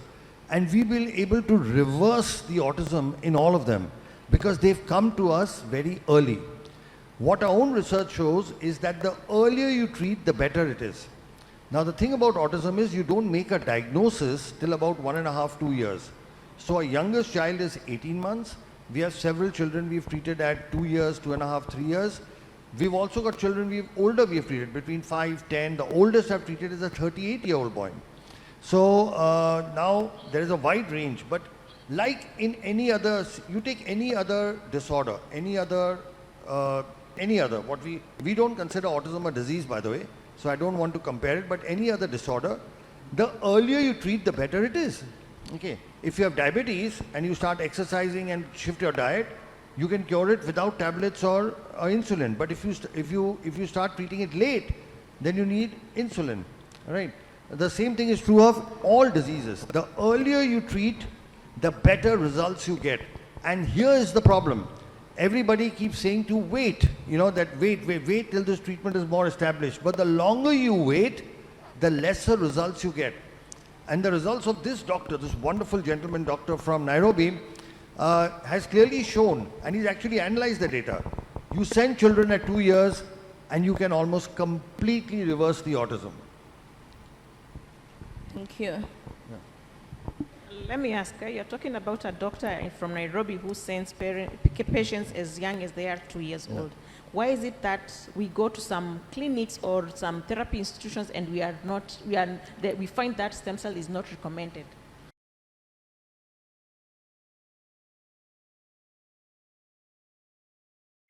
Okay, that's a very interesting question. See, I'll tell you, and I say this openly, I don't mind saying it. All of us in Asia and Africa have what I call a colonial hangover. They're very strong words. What do I mean by that? When a doctor from the Western countries, from America, England, with a tag from Harvard, Oxford, Stanford comes, all Asian and African doctors start believing in them. All right? But when work comes from Asia and Africa, we don't believe in our own people. Now, stem cell therapy has evolved in the East. So India, China, Korea and Japan, we are the leaders. Okay? Japan and China have, Japan has almost 900 stem cell clinics. China has over 1,000. So these are, I'll repeat again, India, China, Korea, Japan. The Western, in this particular thing, so the world's first scientific paper on cell therapy in autism was published by us from India. The second paper came from China. The third paper came from Italy and Ukraine. And the fourth and fifth paper came from America. This is a race that India and China have the gold and the silver. The Americans don't even have the bronze. They are fourth and fifth. I'm just in a lighter way. So our own doctors don't believe in it because they say, why is it not coming from the West? Okay. So this is the fundamental problem, is because this is an Eastern-driven technology for various reasons. There are political reasons, there are religious, there are several reasons due to which it didn't develop in the West. It developed more in the East. But now the West is trying to catch up. So in America now, at various universities like the Duke University and several other centers, they've now started doing it. But they are 15 years behind us, 15 years. So once now they start doing it, trust me, your own doctors will start recommending. Once the results start coming from America, they will start believing it. There are a couple of other reasons as well. One of them is that a lot of developments in the medical world are driven by the pharma industry, big pharma. We know that. We saw what happened in COVID. It was, the big vaccine companies and all of that. Now, the treatment we do is not supported by big pharma because they have nothing to gain. In fact, they believe they have everything to lose. So the CEO of one of the biggest multinational companies told me, Dr. Sharma, you are an existential threat to us. I said, why are you saying that? He said, if you make everybody okay, who will take our medicines? Do you understand? Right now, children with autism have to take a lifetime of drugs. A lifetime of drugs for hyperactivity, for so many issues. When we treat them, they stop taking the drugs. So do you think the pharma industry is going to back us? They will not. Like the words he used, it's an existential threat. Right? So I'm not saying they're actively opposing it, and sometimes they do actively oppose it, they do a lot of things, but it doesn't have the support. So in various medical conferences and things, if the pharma companies are backing it, they won't even permit lectures on stem cell therapy. So these are a couple of the reasons. One, it's East-driven, and second, it doesn't have backing from big pharma. Did that make sense? Thank you so much. And again, following that, the big pharma, I've heard that the US Food and Drug Authority has not yet approved stem cell therapy. Oh. Is that so? And what have you done about it? That's very interesting.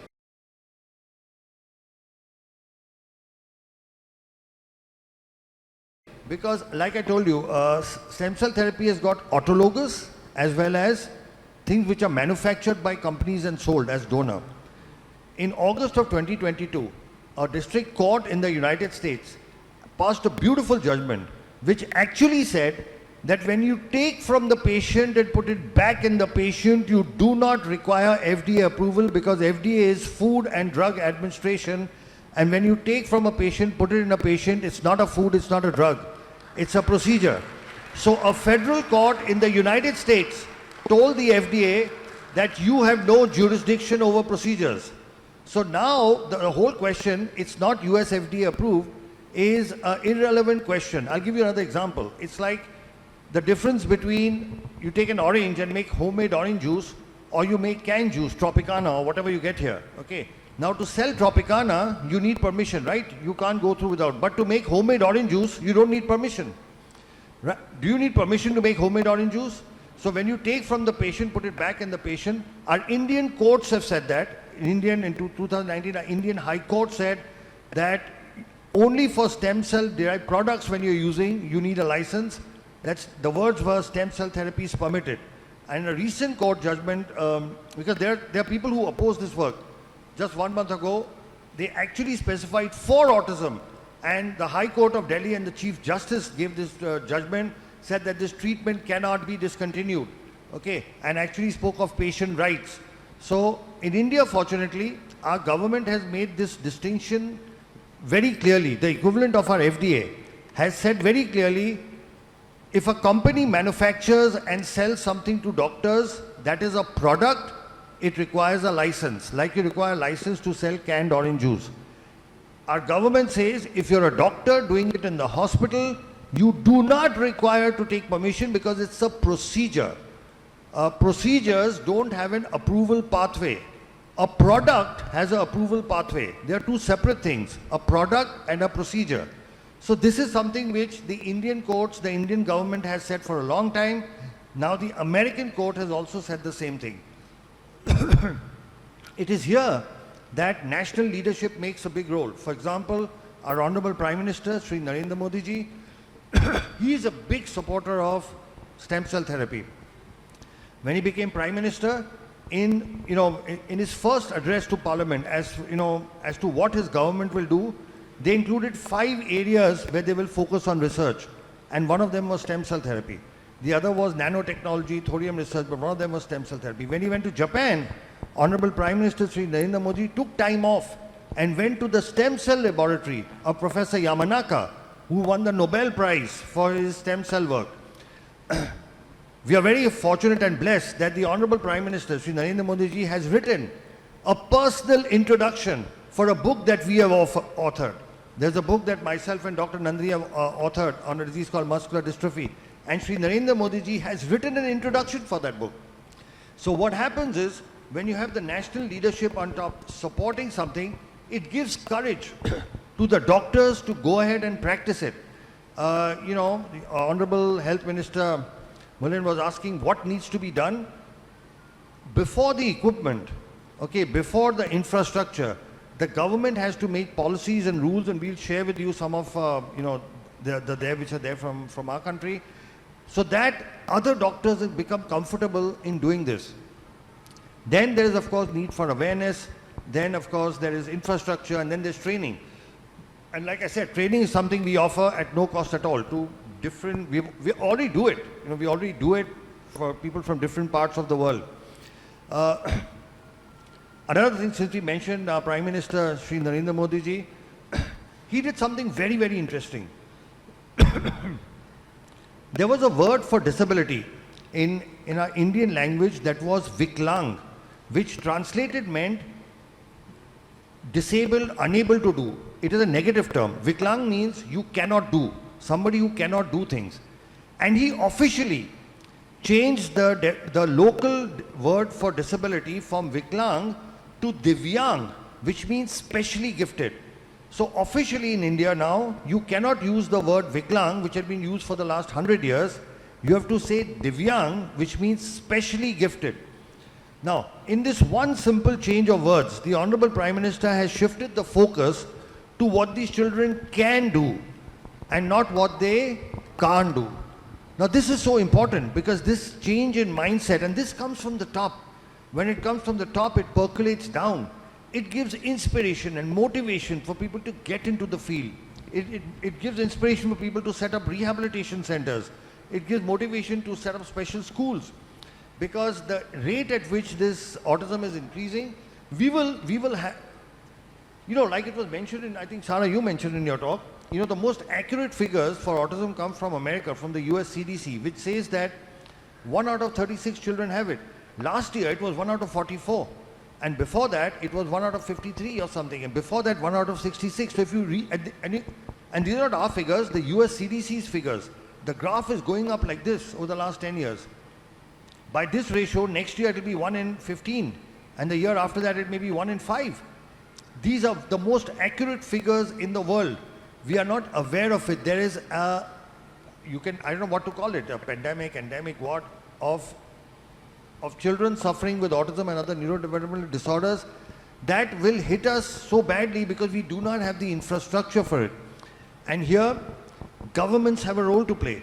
So again, one more thing, since I keep talking of our Honorable Prime Minister, and this is something I'll share with you. You should please study this bill. He passed a law called Rights of Persons with Disability Act in 2016.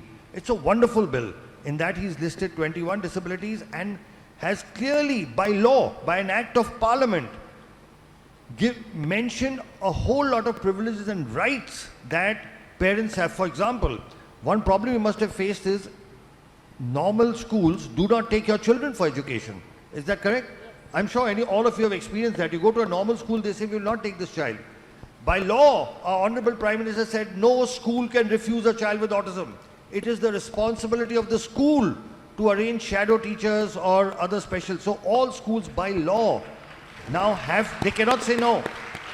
So again, all this comes top down, right? We can work and we can work in the environment, we can put in hard work, we can slog, we can do everything. But once you know that your government, has their hand above you, then we can go the extra mile, we can do whatever else, and there will be opposition. The work we do has a lot of opposition, a lot of critics, a lot of vested interests have tried to shut us down. They've made all attempts to shut us down. But again, at the higher level, when you have a support, you keep going on. So that's a long question to a short answer. Thanks very much. Again, I am representing parents, the majority of the parents, but I also happen to be a professional. I have two questions. One is to the government. I think in East Africa, maybe I would speak for East Africa that I know most, we do not know the magnitude. We do not know how many people are living with autism because we haven't done the researches that document those figures. It's only a few of us that can come out and say we have children living with autism, but we do not know how many out there they are. We'll advocate as parents, we'll come to you and knock at your doors. We need to carry out this research to know, because like they said, it's a pandemic, but we don't even know what we are talking about. We need funds, we need a budget aside to get into the nitty-gritties and know how many children we are planning for that are living with autism. That's not a question, it's a plea to the government. My question is, as a mother with a child on the spectrum, I take my child for treatment and the child is, given whatever they are given. But as a mother, I think I'm more autistic than my child. I have the worries because I understand what autism is. And I worry about the future of this child. Do you have anything for us as parents to also manage those symptoms that we display of anxiety, of depression, of hyperactivity? Because when you go to a hospital, I can tell you some of the parents will slap the doctors because they are frustrated and angry. Do you have anything for us or any advice for us as parents? That's one question. I'm happy you're clapping for me because it's been a journey. You actually, even when you go to church and your child is discriminated, you're angry and frustrated and rude. Then the other is, what is my role in all this you're talking about as a parent in the management of this autistic child?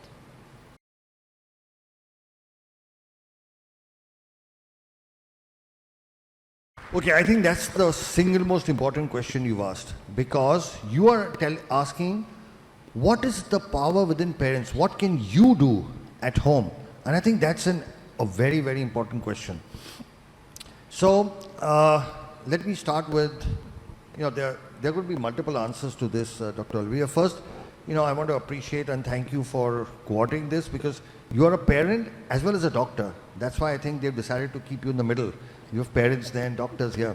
But I want to talk about several things. So first thing, there is actually research that has happened in India which has shown that every mother, especially mothers of children with special needs, go through depression, anxiety, and severe psychological, upheavals.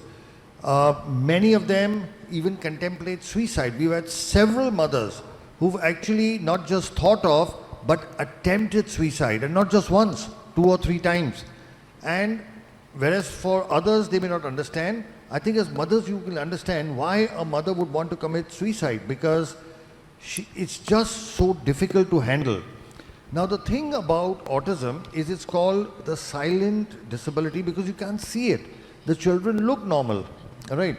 They look normal, and so, but looking after them day to day takes a lot of spiritual, emotional, physical courage and efforts. Right from morning, from getting them up to getting their basic toilet and clothing, to feeding them, to taking them to rehabilitation centers, everything is such a challenge. It's not like, you can just walk across. It's like you're walking across with a haversack and 2 heavy bags. Everything is a challenge. Everything is difficult. Every single step. And I very often say, as mothers of kids with special needs, you put more emotional and spiritual energy in one day than maybe most of us don't put in a whole year, just to see one day through. So yes, it takes a lot of energy, devotion and concentration. But one of the reasons for that, and I'll tell you the reason for that, is all of you, when you've gone to your therapists and doctors, they've told you that nothing can be done for your child. Haven't you been told that? All the doctors said nothing, you have to live with this. And what can be more depressing, what can create more anxiety or more depression or more fear and anger than being told, here's this lovely, cute, beautiful child you have. The whole world has advanced so much in science and technology. We are sending rockets to the moon and Mars. Then why can't my child be helped? Okay, so that is at the bottom of your frustration, anger, hurt and pain. And here I am to give you good news that that's no longer true. Okay, today we have medical science, medical technology that can actually reverse autism. We've treated several thousand children of that. Our work is published in scientific papers. So today there is technology available. It's not available in Africa, but it is available outside, and I'm sure soon, with the support of the Honorable Minister and other senior people, this should be available here as well. So earlier, if you were in a dark tunnel with no light at the end, now there is light at the end of the tunnel. And once there is light at the end of the tunnel, a lot of your anxiety and depression goes away, because now there is something you can work towards.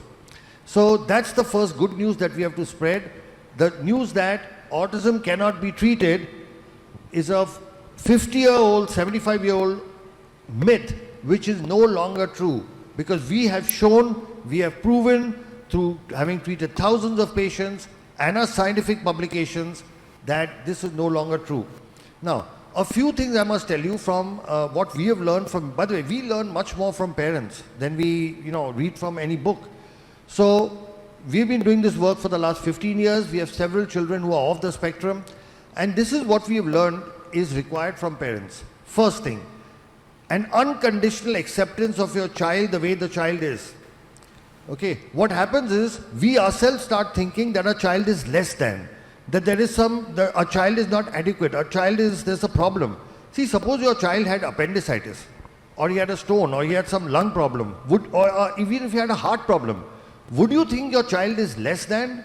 No, you would think you have a normal child who has a medical problem. Yes or no? Let's say your child had a hole in the heart. You don't think there is a problem with your child. You have a normal child who has a hole in the heart. Okay, you fix it. But when a child has autism or a child has cerebral palsy, we think there's a problem in the child. No, so that's the first thing you have to change. Our children are different. They are not less than. I'm repeating it in reverse. Our children are not less than. They are different. Just like somebody can be tall and somebody can be short, somebody can be fair and somebody can be dark, somebody can have black eyes and somebody can have blue eyes. Some people have brains like us and some people have brains like our kids with autism. That is the only problem, and that is something which can be fixed. So the first thing we have learned is we have to accept our children the way they are. In no way be embarrassed or ashamed or look at them as less than. Be proud of what our children are accomplishing despite their limitations. Step one. Step two, what we have learned is the importance of family. Nobody talks about that. All right? What we have found is when the family works together as a solid unit, the children tend to do much better. Very often what we find is the entire burden comes onto the mothers. And here I'd like to address the fathers in the audience, if there are any fathers, that the father has a very important role to play. See, majority of kids with autism are boys. There's a 4:1 ratio. And as I'll address all the fathers. When we were small, who did we look up to? We looked up to our fathers for behavior, right? The mother was for love, affection, food and all that. We always looked up to our fathers. Kids with special needs also look up to their fathers. But unfortunately, fathers have to make a living, they have to work, they are outside and they are not able to spend enough time. What we have found is that when fathers spend time with autism boys, the kids recover much more and much faster. We've actually found that what it takes an autism father 1 hour to teach, it takes the mother 4 hours to teach the same thing. Not because the mother is not a good teacher, because the children learn faster from their father. So we have found that family is the single most important thing, and that kids whose families are supportive when they work as a team. Who wins a cricket match or a football match or a hockey match? The better team. And the family is also a team. And when the family works in sync, with the mother doing some things, the father doing some things, the other brothers and sisters doing others, grandparents have a very important role to play. In fact, we find that children who live with their grandparents tend to do a little better, because grandparents have also a big influence. Our Honorable former Prime Minister, grandparents have a very important, we've actually found this, that kids who stay in joint families with their grandparents tend to do overall better, because a grandfather's love and a grandmother's love and the teaching is different from, I'm not saying it's better or worse, it's just different. So family as a unit is extremely important, you know. So I spoke of unconditional acceptance, then I spoke of family working as a unit with fathers needing to give time. We do everything else. You supply your child with all the money and all the facilities, and you pay for everything. But what your child needs is your time. If you can just keep 2 or 3 hours aside every day for your child will do very, very well. Then what we have found is, from a medical point of view, if you take a combination of our cell therapy, hyperbaric oxygen and rehabilitation, we find that this helps in getting the children to a normal life much faster. Now, what is the role of all of this? The brain is like a computer. A computer's got hardware and a computer's got software. Cell therapy fixes the hardware only. Software comes from rehabilitation and software comes from the family, because that is what trains the brain. So a combination of cell therapy and oxygen therapy, which fixes the hardware, of rehabilitation and a good environment at home that fixes the software, and our children will be able to recover. So this is the next thing, the medical treatment. Then, apart from this, there is something very special we found. We found that almost all these children have some special ability or the other. Okay, but it was not seen till you did cell therapy, because now the brain was partially damaged, and so you could not see what is special. What we have found is, once we repair the damage in the brain with our cell therapy, now you can start seeing the special abilities. And we have kids who are brilliant in numbers. There are kids who are, running at the age of 11, running chemical factories. We've got, if I tell you some of the things, you'll not even believe them. We have a child who can actually read your mind after. A child who, after STEM therapy, has improved to the point that if you think of a number, the child can actually tell you what. And they are amazing ability. They're called savants. There are kids who you tell them any date in the future. Any date, you say 23rd July 2030, and they will tell you in an instant what day it is. It's Wednesday. And I don't know if you know, but Elon Musk, the world's richest man today, had autism. You can Google him. He talks about his autism. But this man changed the world. Albert Einstein had autism. Okay? But this man, and he could not read, he could not speak or read or write for very late in life. And then this man changed the world. Several of our tech geniuses, they don't have autism, but they've had difficulty in studying, learning, Bill Gates, Steve Jobs, they never graduated from college, all right? But these are people who changed the world. Leonardo da Vinci is believed to have had autism. So these are exceptionally gifted people. So the one thing that you have to do, see, you are talking about bringing your children to normal. I'm saying once you get, they do exceptional things. They do the most brilliant things. And that is proven by already. Look at Elon Musk. He talks about his autism. He doesn't hide it. He says he had this, but he changed the world. So we have to change our thinking. Instead of looking at what they can't do, we have to look at what is special about them. Like what our Honorable Prime Minister said by changing the name. He said, don't look at what they can't do, look at what is the special gift in them. So with this combination of things, like I said, unconditional acceptance, the family working as a unit, the medically, a combination of cell therapy, hyperbaric, along with rehabilitation. And rehabilitation, like Dr. Nandini said, needs to be comprehensive. You need to be able to do all the rehab. You can't just do one. People think they go to just one specialty and my child will be okay. No. You need all the specialties together, comprehensive rehab, and then our children will be able to come out. So I hope that answered your question. Yes, so maybe, wow, this is like a ray of new hope. Yeah. I'm sure all the parents here, some of them who might have lost hope, but with everything that you've explained, it's actually truly inspirational. So my question is, you've spoken about stem cell therapy, and I'm sure in the minds of many parents, they are wondering, wow, it's expensive going to India. Before even you think about how much the operation cost, you think about even the air ticket and the flight and accommodation and everything. So is there any plan to bring this in Africa?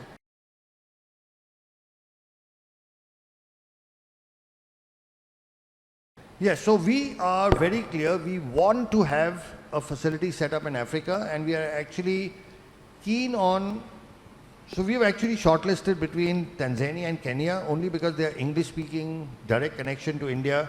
So to give you a background, for example, the government of the Bahamas actually invited us and gave us permission to start this, and we've just been there recently, and in 6 months, we are going to open a full-fledged facility in the Bahamas. This is to cater to, the facility will be in Nassau, their capital, and there we have government permission. Just like again we have a former Prime Minister with us, there we have a former Prime Minister working with us, and we have government permission. Because we have government permission, we are setting up a facility there. We are very keen on making something available in Africa itself, and we would like to have it in Eastern Africa simply because of our closer cultural connections, easy, short distance of travel, direct flights and all that. And we have people like you, mothers like you who would back it up. So yes, we want to bring this to Africa, but it's not easy. It will require, permission right from the top, from governments. It will require infrastructure. It requires resources. But this is something which you as people, because the most powerful voice on the planet is that of a mother, is that of parents.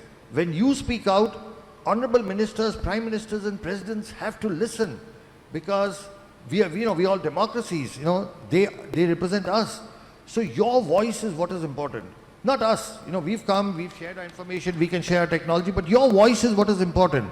You have to ask for it. You have to show, show what's happening. Right now, there are so many people going from Africa outside for the treatment. It's high time Africa had its own stem cell facility, which would not be just for Tanzania or for Kenya or wherever, but for the whole continent. So people would not have to travel long distances. So we are very keen, we are willing to partner, but this is something which you people have to take the initiative. You have to, eventually it's all about people. It's your voice. Thank you very much. I think we are coming to the end of this session. Mothers, you've heard, we have a great voice. Let's get together and advocate for this. Fathers, please support us. Don't abandon us. Be with us. This is a journey that we have to walk together.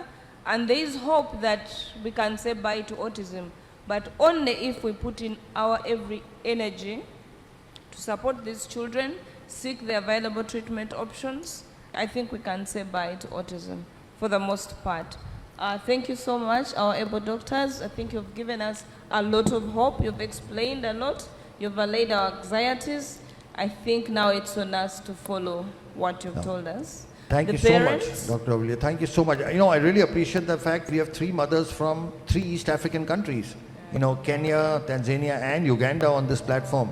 So I think you represent all the mothers, not just of East Africa, but of all of Africa, all right?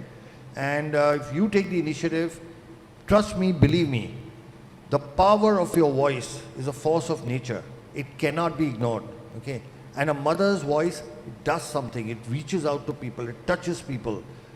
And we've actually seen that in our country as well. When we had, different situations, when we had mothers speak up, everybody heard them, okay, more than doctors speaking or hospitals speaking. So I just want you to know the power that you have within, the same power and energy that you've used to bring about improvements in your kids, you know, that could now be extended to all the kids of the continent. So it's been a real pleasure. And Dr. Nandini, sorry, you want to continue? No, I just want to say thank you to the mothers. They've done a great job to represent all of us. Thank you, mothers. Thank you. Thank you so much. That was good. Before you go, you've done a great job. Thank you so much. I know there's a lot of people who wants to ask questions, but because of time, yes, there's a lot of hands. Because of time, I would like, because our minister, our deputy minister has a question, so can we please take the mic to him? At least we answer questions from him, and then we'll see if we have more time to invite more questions. Naomba makofi tena tafadhali.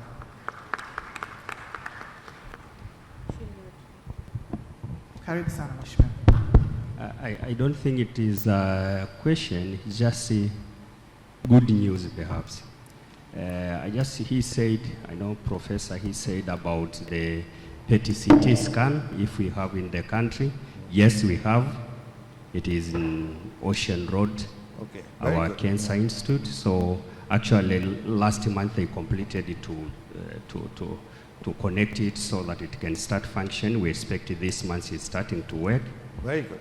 Yes, so we have that. So it's a good news to the parents when we are talking about PET-CT scan now we have in the country. Another thing is hyperbaric oxygen machine, you said. Yes, we have it in Muimbili. Yes, in 2 weeks it will start functioning. So we are working with the professor so that we can see, so that it can accommodate everything you want. You were saying if it can accommodate everything, but if not, we can make sure that it will accommodate. But we have those two things, then now we remain with issue of, yes, we are doing bone marrow transplant. Yeah. Please, perhaps the professor can explain a bit. Thank you, Honorable. So just to add, to increase the insight, we are also doing bone marrow transplantation. Okay, very good. In one center, we are doing autologous bone marrow transplantation. Okay. In another center, we are doing allogenic bone marrow transplantation for children with sickle cell. So I think that also opens the potential for doing stem cell transplant. Absolutely. Yeah. So all the technology is there. We just need to put it together now. You know? That's great, Yes. wonderful news. Yeah. Yes, that's what I'm trying. I just have to say that so that the parents can hear that. Yeah. You talked of many technology, then we can see how is our capacity by now, then we can move from there going forward. But something is going on. Thank you. Thank you so much.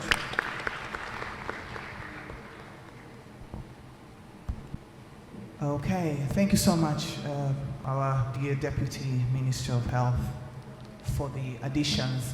And I would like to also, with due respect, call you, Honorable Deputy Minister, to come on stage and give these beautiful people something that we've prepared for them. So please, if you don't mind, kindly come on stage. The panel discussion was great. Thank you so much.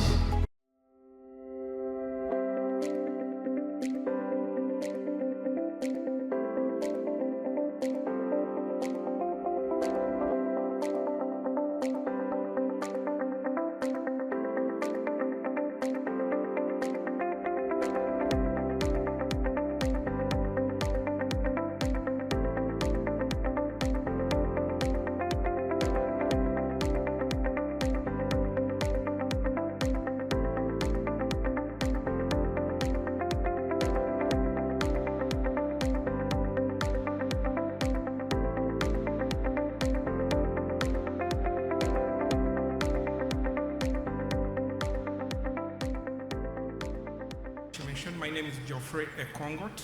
I'm the chairman of Autism Society Uganda. It's an honor to be here and to play this role on the International Day of the World Disability Day. I now take the honors to welcome Tom Land. But before I welcome him, Tom Land, also known as Thomas Land, was diagnosed with autism at 13 years old.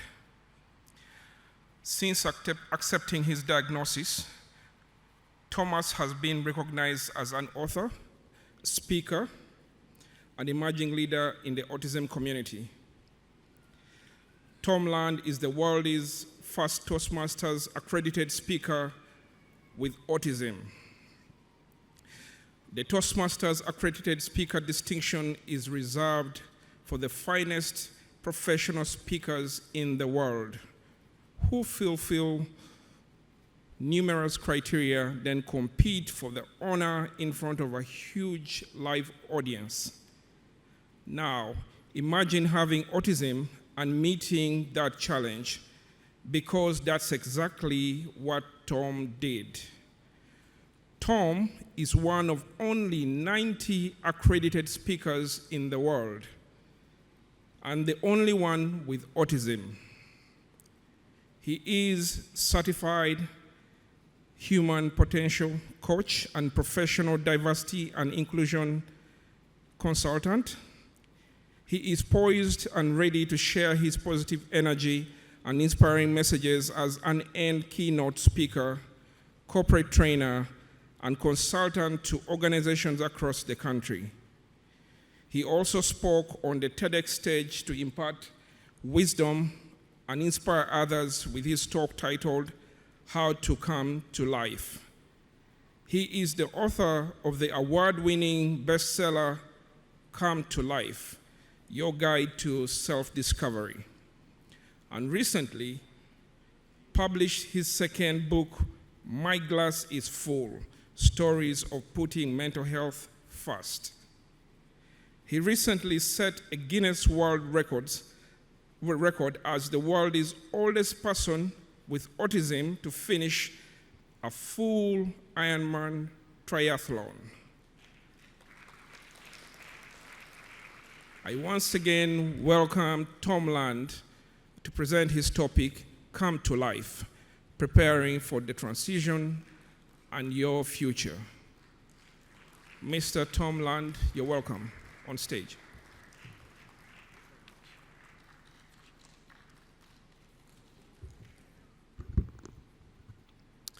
Hello, everyone. Thank you so much for having me today. It's an incredible honor to be in your presence at this conference, and it's actually something I wanted to share. I have a bucket list, 101 things I want to do before I die, and one of them is to give a keynote at an international autism conference. So with this speech, check. This is also my first time in Africa, and I've now visited every continent in the world except Antarctica, so if anybody knows how to get down there, see me after the speech. I want to break the ice with a quick question. Tanzania or Tanzania? Applause if it's Tanzania. Applaud if it's Tanzania.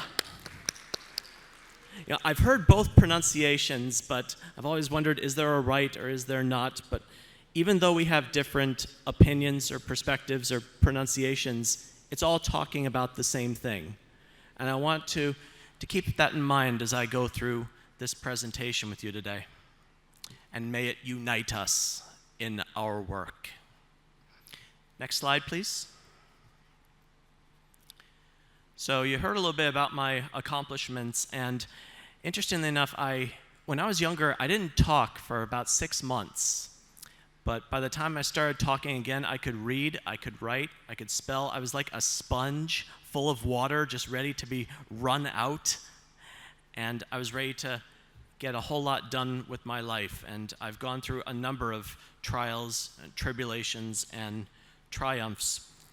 But each of these accomplishments that I have has a deeper, bigger meaning to them. And I'll be sharing what those are about. And you may notice at the bottom there that you heard about my Ironman record. 6 weeks ago, I broke my own record. I did another full Ironman, so I'm a year older, and I'll be put in the Guinness Book of World Records again.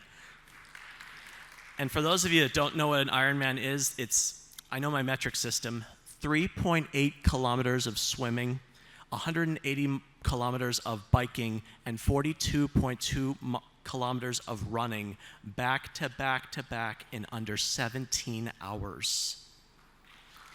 No easy task, particularly for someone who is subject to sensory overload and stomach matters. I had to manage all of those elements, and I just kept on going, and I crossed that finish line. Next slide, please. Now, for professional keynotes, I know some of you may require objectives, so I want to list them here. And I hope you'll see that what I speak about today can apply to just about anyone, particularly as they prepare for what life is. If you go to the next slide, please. I have a meaning of life that I'd like to share with you today, because there have been several individuals with meanings of life, Monty Python, if you follow that particular comedy series, religious leaders, philosophers. But I find that life is not really a word, but an acronym. One of my many talents is to take words and form them into an acronym, a better way to categorize and memorize information. So I'm sharing my meaning of life with you today. And think of these categories as they pertain to your young person or young people on the autism spectrum or what have you. We have love and relationships, starting with the love for yourself and your relationships with others. We have independent living, and that's not necessarily limited to being on your own or moving away from home, but about making decisions about your life, being in charge of your life so that you take it to where you want it to go.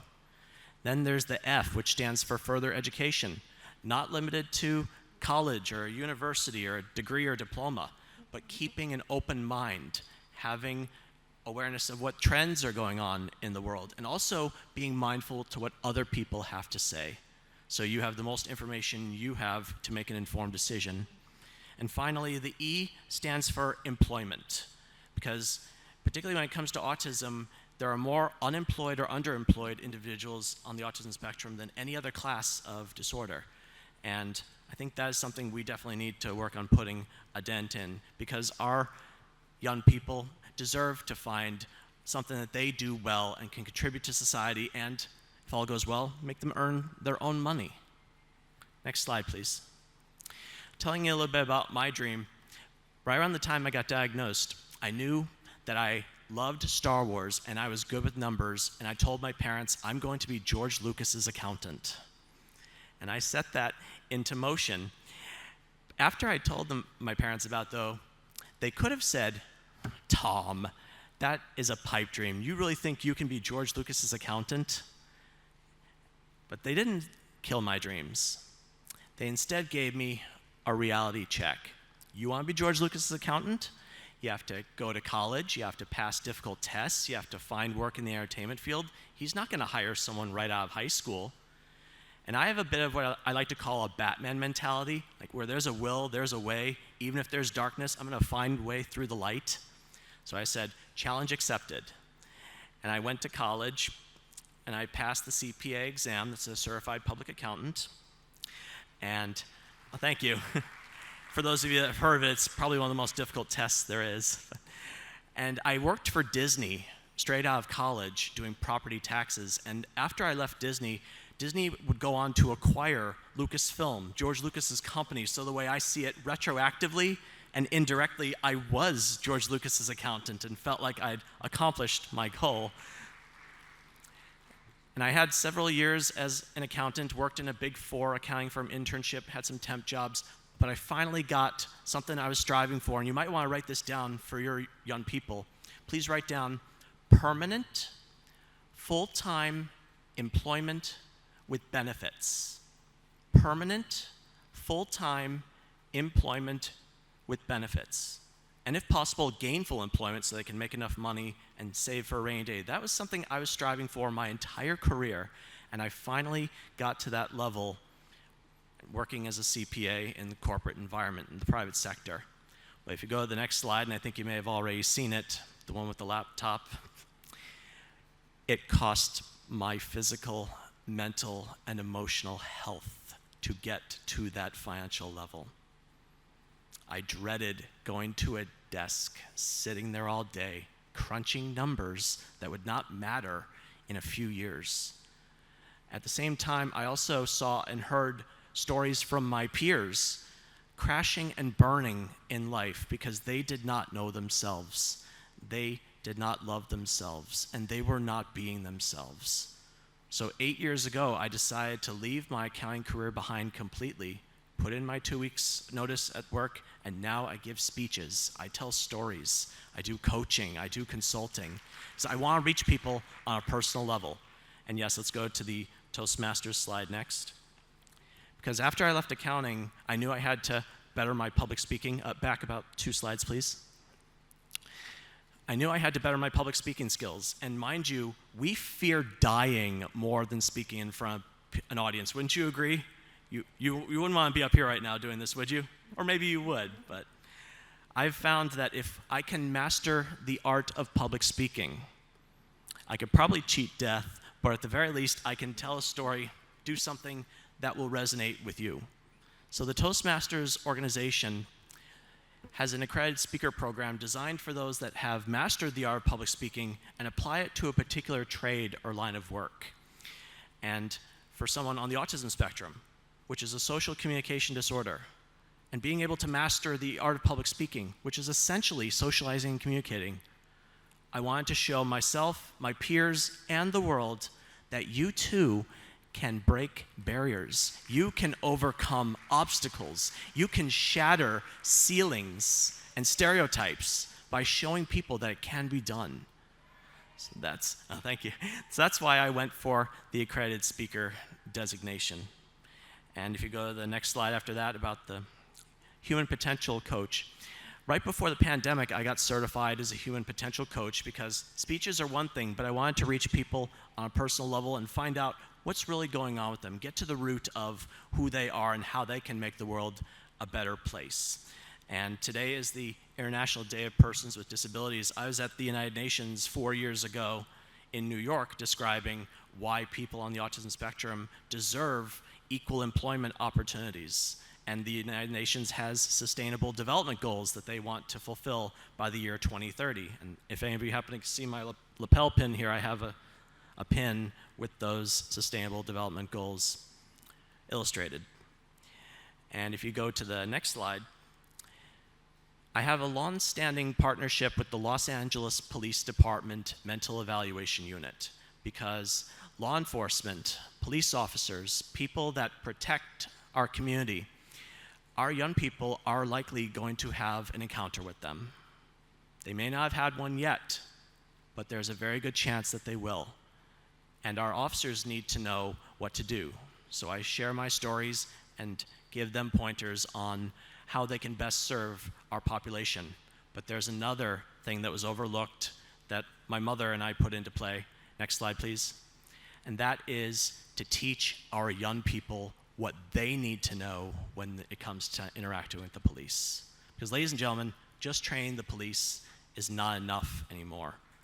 Our young people need to know how to interact with the police. And this could mean the difference, the knowledge that they get from this movie, Be Safe, which my mother created based on stories from my own experience. Granted, I've never been arrested or imprisoned, and I'd like to keep it that way. But I've heard stories, and my mother was a consultant for families who unfortunately had a young person who wound up on the wrong side of the law. So I urge you to use Be Safe or similar tools that might be at your disposal to show young people how to interact with the police. That could mean the difference between freedom and imprisonment, or even life and death. Next slide, please. So looking at those life outcomes, the LIFE I brought up earlier, raise your hand if you think our population's having good outcomes based on current circumstances. I'm not seeing many hands out there at all.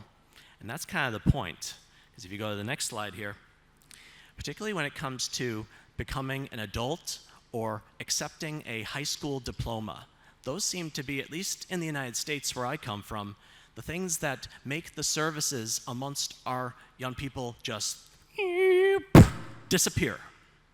They fall off that cliff. They were getting services in school, but once they become a legal adult or get that high school diploma, it's like, you're on your own, goodbye, good luck. And that's not right. Because if anything, autism does not disappear when you turn 18 or get a high school diploma. If anything, adults need more services than most. They need that support. It is a lifelong condition. And we can do better to support our adults as they grow up and walk through life, figure out who they are, what they want to do, and how they can make the world a better place. Next slide, please. So how do we empower individuals with autism and improve those outcomes when it comes to life? And that brings us to the next slide, which is a book that I wrote called Come to Life. After I left accounting, my mother and I put our heads together and decided to write a book sharing my secrets to success. Because a lot of times people are lost when it comes to what's out there for them, or when they turn 18, it's like, now what? And when I started college, I had a huge realization that there were so many choices that had been made for me, like my classes were decided for me. I was now at the point where I had to be the one to make decisions. Ladies and gentlemen, life doesn't come to you. It's up to you to come to life. And that's why I named the book Come to Life. I think too many of our young people are sitting back at home waiting for some kind of miracle to just drop into their lap. You have to be the one to go out there and find what you're looking for. Pursue the success and the life that you crave. Nowadays, those go-getters are being the ones that go out there and make things happen. They are the ones that are taking charge and being the change they want to see in their lives, as Gandhi would say. So I explained to my peers in the chapters of Come to Life, which I'll be going over with you today, how they can be their best selves. Next slide, please. Beginning with chapter 1, driving your life forward. Now, mind you, you do not have to know how to drive or operate a vehicle to drive your life forward. Wouldn't you agree? But as far as where you are in the car of life, if you will, you could be in the driver's seat, you know where you're going, you can get yourself there. Or maybe you're in the passenger side, you have an idea of where you want to go, you're telling someone else to help you get there. Or maybe you're in the back seat of the car. You don't know where you're going, may not even care where you're going, you're just along for the ride. Raise your hand if you think your young person's in the back seat right now. Okay, we've got a few people, but really what Come to Life is all about is about getting our young people out of the back seat and at least into the front so they have some say in where their life is going. That is the foundation for success. Next slide, please. Now, one of the first questions my mother asked me as we were getting this book together, she asked me, if you could tell your peers one thing, what your secrets to success are, what would it be? And I said, know yourself, love yourself, be yourself. That's a mantra. Yes, thank you. That's a mantra that I created and I live by to this day. And we have a term in our family called video talk. When I say something I heard in a movie or a TV show, and my mom asked me, was that video talk? Did you hear that from somewhere else? I said, no, that came from up here and in here. And it's what my message is to my peers, and I think the world as a whole. Know yourself, love yourself, be yourself. That sets the tone for what comes next. So as far as driving your life forward, and then we get to the 3 elements of that mantra. Next slide, please. Starting with knowing yourself. Aristotle said, knowing thyself is the beginning of all wisdom. And this is particularly true when it comes to a diagnosis or a condition you may have. Raise your hand if you have not told your young person about their diagnosis. Really? All of you have told your young person that they have autism and they understand it completely? That's pretty impressive. But in some cultures, they do not tell their child about their diagnosis. There could be many reasons for that. Parents might be in denial. They think it'll crush the kid's spirit or self-esteem. And all too often, that causes the child to become confused because they're going to grow up, possibly sense something is different about them, and they're going to go to their parents looking for answers. What's going to happen then? And if the parent knows about it and doesn't tell the child about it, how's that going to help the relationship or the family dynamics? And also when it comes to knowing yourself, it's also about understanding not just your strengths and what you're good at, but also your, what we call in Toastmasters, opportunities for improvement. And I have my fiancée Rosetta here with me. We're both Toastmasters, so we're both all about observing what's good and what can be improved. And the same has to go for our young people. Why? Because if you focus only on what they do well, there's a risk that they keep making the same mistakes over and over again. On the flip side, if you only focus on where they fall short, they may never find out where they can truly thrive, what they are really good at, and what they do better than anyone else on the planet. Each and every one of us has something that we do better than anyone else on the planet. So we have to look at both, what you're doing well and where you can improve, and both get addressed. That's how you truly know yourself. And when I was young, I thought I had to know everything, and I had to be perfect. I dread even getting like a B on a test. I would rip it up to shreds. I didn't even want to face the idea that I'm not perfect or I don't know everything. And I was really hard on myself. I thought my mother was perfect, so I thought I had to be perfect. And when I come to find out she's not perfect, and I'm like, well, you don't really talk about your problems a lot. Granted, parents do make mistakes and don't always get it right. But the important thing is that we love ourselves. And that is the next slide, the second part of the mantra. Love yourself. It was RuPaul who said, if you can't love yourself, how can you love someone else? Can I get an amen on that? Yeah, that's more like it. When it comes to your diagnosis, being in denial about it or wishing that things were different, that's just time and energy wasted.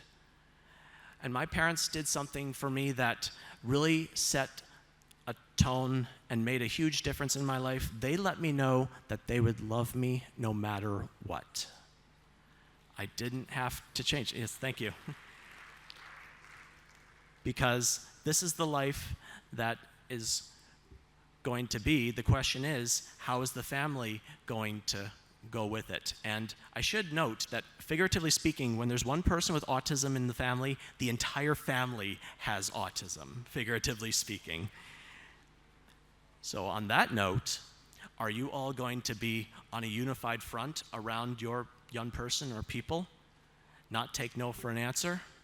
Find a way? I think that is needed more and more in this world. And I'm very grateful to have had a supportive and loving family that saw the potential in me, wouldn't stop fighting for me, because it helped me see that I'm worth fighting for, and I'm going to start fighting for myself. And I also had to be mindful of who I'm keeping in my life too, because family is with you more or less forever, but when it came to making friends, anybody here ever been told or had someone say to them, I'll be your friend if, or if you do something for me, I'll be your friend? Do you think that's unconditional love, or that's a real friend? And do you think our young people would question that and think, something may be up here? So we need to be mindful of the company we keep, and also see how we can give back to our community, particularly for those that might have difficulty finding and keeping a job. Community service, volunteering in nonprofit organizations, I did that for a number of years. I still do it to this day, and I make a difference. So being able to give back to your community is another part of loving yourself.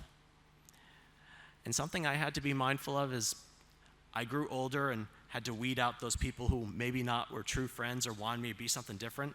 That brings me to the third part of the mantra, if you go to the next slide, which is be yourself. It was Coco Chanel who said, beauty begins when you decide to be yourself.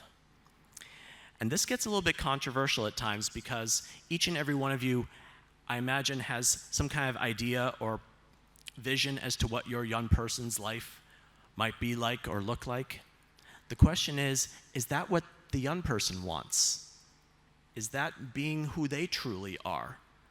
Or is their authenticity being jeopardized a little bit? Because, mind you, I wanted to be an accountant. My family supported that.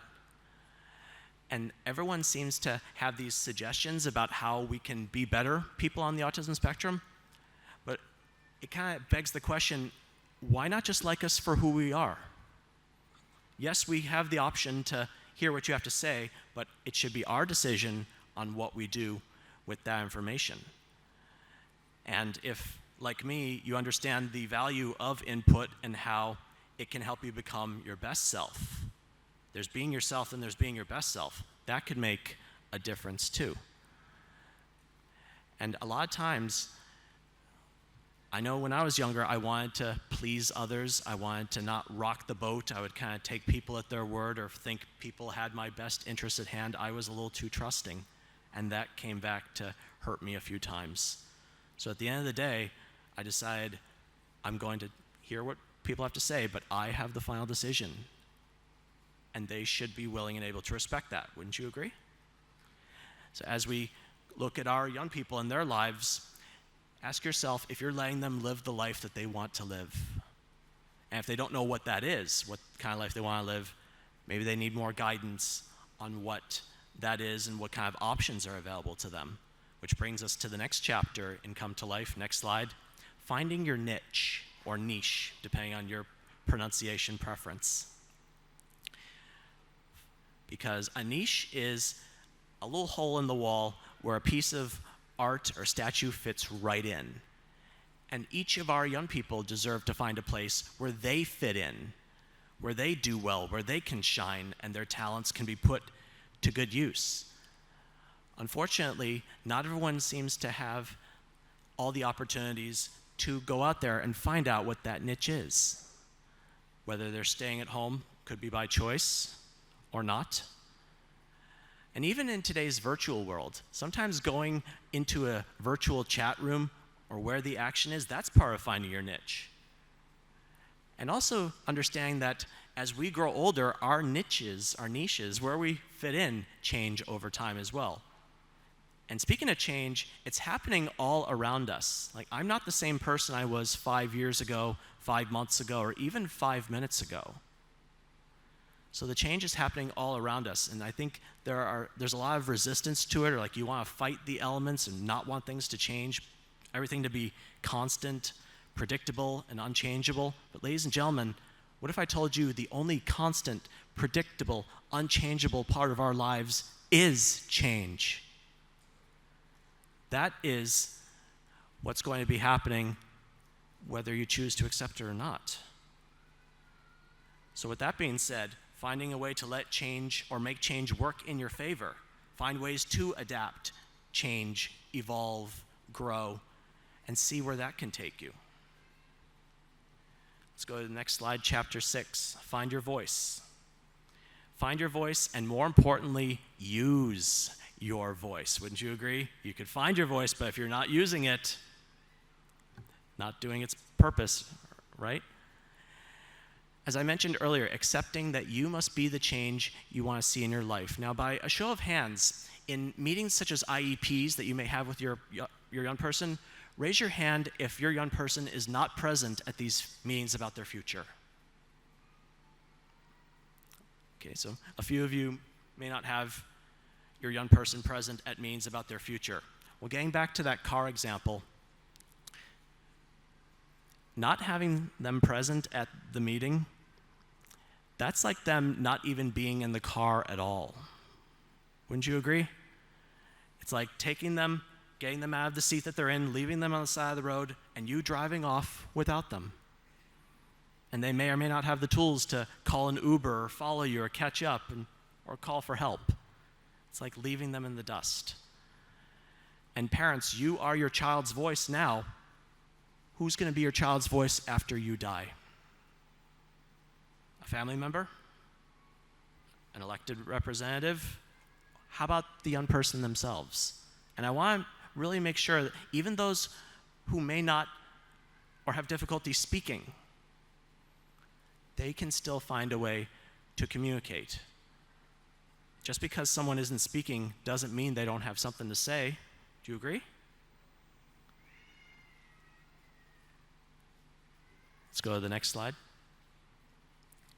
Now, when it comes to speaking and reading, my mother wrote a book about reading comprehension called Drawing a Blank. This is available on Amazon, and I want to encourage you to have a look at it as far as in connection with further education. How people on the autism spectrum, while they can read the pages or the words on a page, they may not always know what the words mean or understand how it applies to life in general, or maybe a lesson to be taught. So that's something to be mindful about as you look at your children, your young people, looking to read, and more importantly, understanding what they read. Because that is a large part of being a productive member of society and understanding how they can better themselves as a whole. And let's go to the next slide. I'm starting to wrap up a little bit here. But the overall conclusion of Come to Life is I believe each and every one of us can be the hero in our own lives, particularly our young people. They have struggles, they have failures, but there are also successes and triumphs. And isn't that part of what being a hero is about? You fall down, but you find a way to pick yourself back up and keep moving forward. I know I had to do that when I was doing the Ironman triathlon. If you go to the next slide. I actually failed finishing an Ironman twice before I finally did cross the finish line for the first time. And I heard the other day that we need to walk the walk more, but I swam the swim, I biked the bike, I ran the run. And I actually want to pose a little bit of a challenge out there. See, I'm going to be 40 years old next Thursday, 40 on the 14th. So if there's someone, it could be in this room, maybe listening live now, or someone who hasn't shown themselves yet, I want to see if there's someone over 40 years old on the autism spectrum that can finish an Ironman and beat my record. So that's my little challenge I want to put out there into the universe. And I'm happy to give you some pointers of what you're in for. But I believe each and every one of us can be more than even we think we are sometimes. Because there were times I wanted to quit that race, but I thought to myself, there's someone who's going to see this finish and is going to put it into their survival guide, and they'll think, Tom went a little bit further, I'm going to go a little bit further too. Next slide, please. Because that victory awaits you. Yes, times are tough, there are struggles, you may not always get it right the first time, but what are you learning? What are you doing to change the circumstances, make things different or better the next times around? Each and every one of us can do better when we commit ourselves to that perseverance and the change we want to see.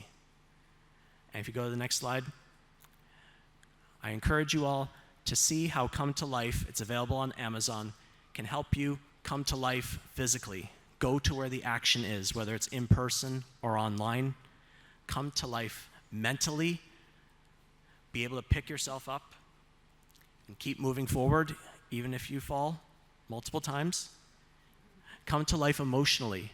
Take charge of your happiness and well-being rather than leave it in someone else's hands. And come to life spiritually. Not so much in the religious sense, but giving yourself to a cause or an ideal bigger and greater than yourself. That will help make the world a better place. Raise your hand if you want this for your young people coming to life, physically, mentally, emotionally, spiritually. That's what I like to see, all those hands. So next slide, please. I relisted those objectives for those that were interested in seeing them. And next slide, revisiting my life definition. I saw in a breakout presentation yesterday, it said, we must not prepare the road for our children, we must prepare our children for the road. Because I have a belief that the world is simply too big to change for one person or one small group, but look what we have here. One person, one small group can change the world. So I encourage you to go out there, give yourself to an ideal, put your young ones on the forefront, and let's create wonderful, beautiful lives for them. Next slide, please. So if you like what you saw and heard today, I am available for these engagements, and I'm pleased to report that a copy of Come to Life and My Glass is Full, my current books, went to our honored panelists while the photos are being taken. So I'm hopeful that those seeds will be planted on fertile soil so that that manual, if you will, that prequel to transition, that's why I like to call Come to Life a prequel to transition, to put our young people on the path to the best life for them. And my fiance and I are actually writing another book. Oh, go back one slide. My fiance and I are writing a book called They Said We Couldn't, So We Did. Making relationships work when the odds are against you. Because I do believe we have a story to tell. Our struggles, our successes are going to help see that people on the autism spectrum can and do get married and have relationships that last a lifetime. Raise your hand if you want that for your young person. All right. All right, and that brings me to the end of my presentation with the last slide here. Time and protocol permitting, I believe we have time for questions, if anybody has some. Thank you for your attention.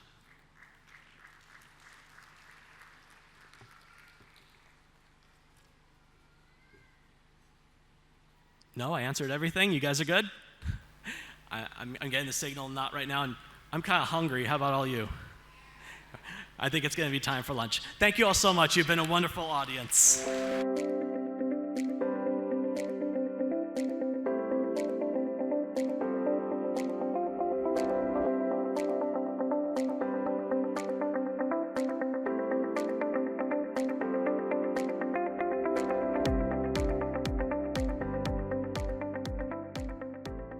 Thank you so much for watching the plenary session of ICAN Tanzania 2023 presented by Autism Connect. So to give you a brief about Autism Connect is an association of parents and professionals formed to disseminate scientifically validated information about therapies and treatments for autism. To know more about autism, you can log on to our website, which is www.autismconnect.com. After 2 successful ICAN conferences, the first one being at Dubai and the second one being at Tanzania, we are now coming up with the ICAN conference at Canada, Niagara Falls. To know more about our conferences, you can log on to our website, which is www.icanconferences.com. Thank you so much.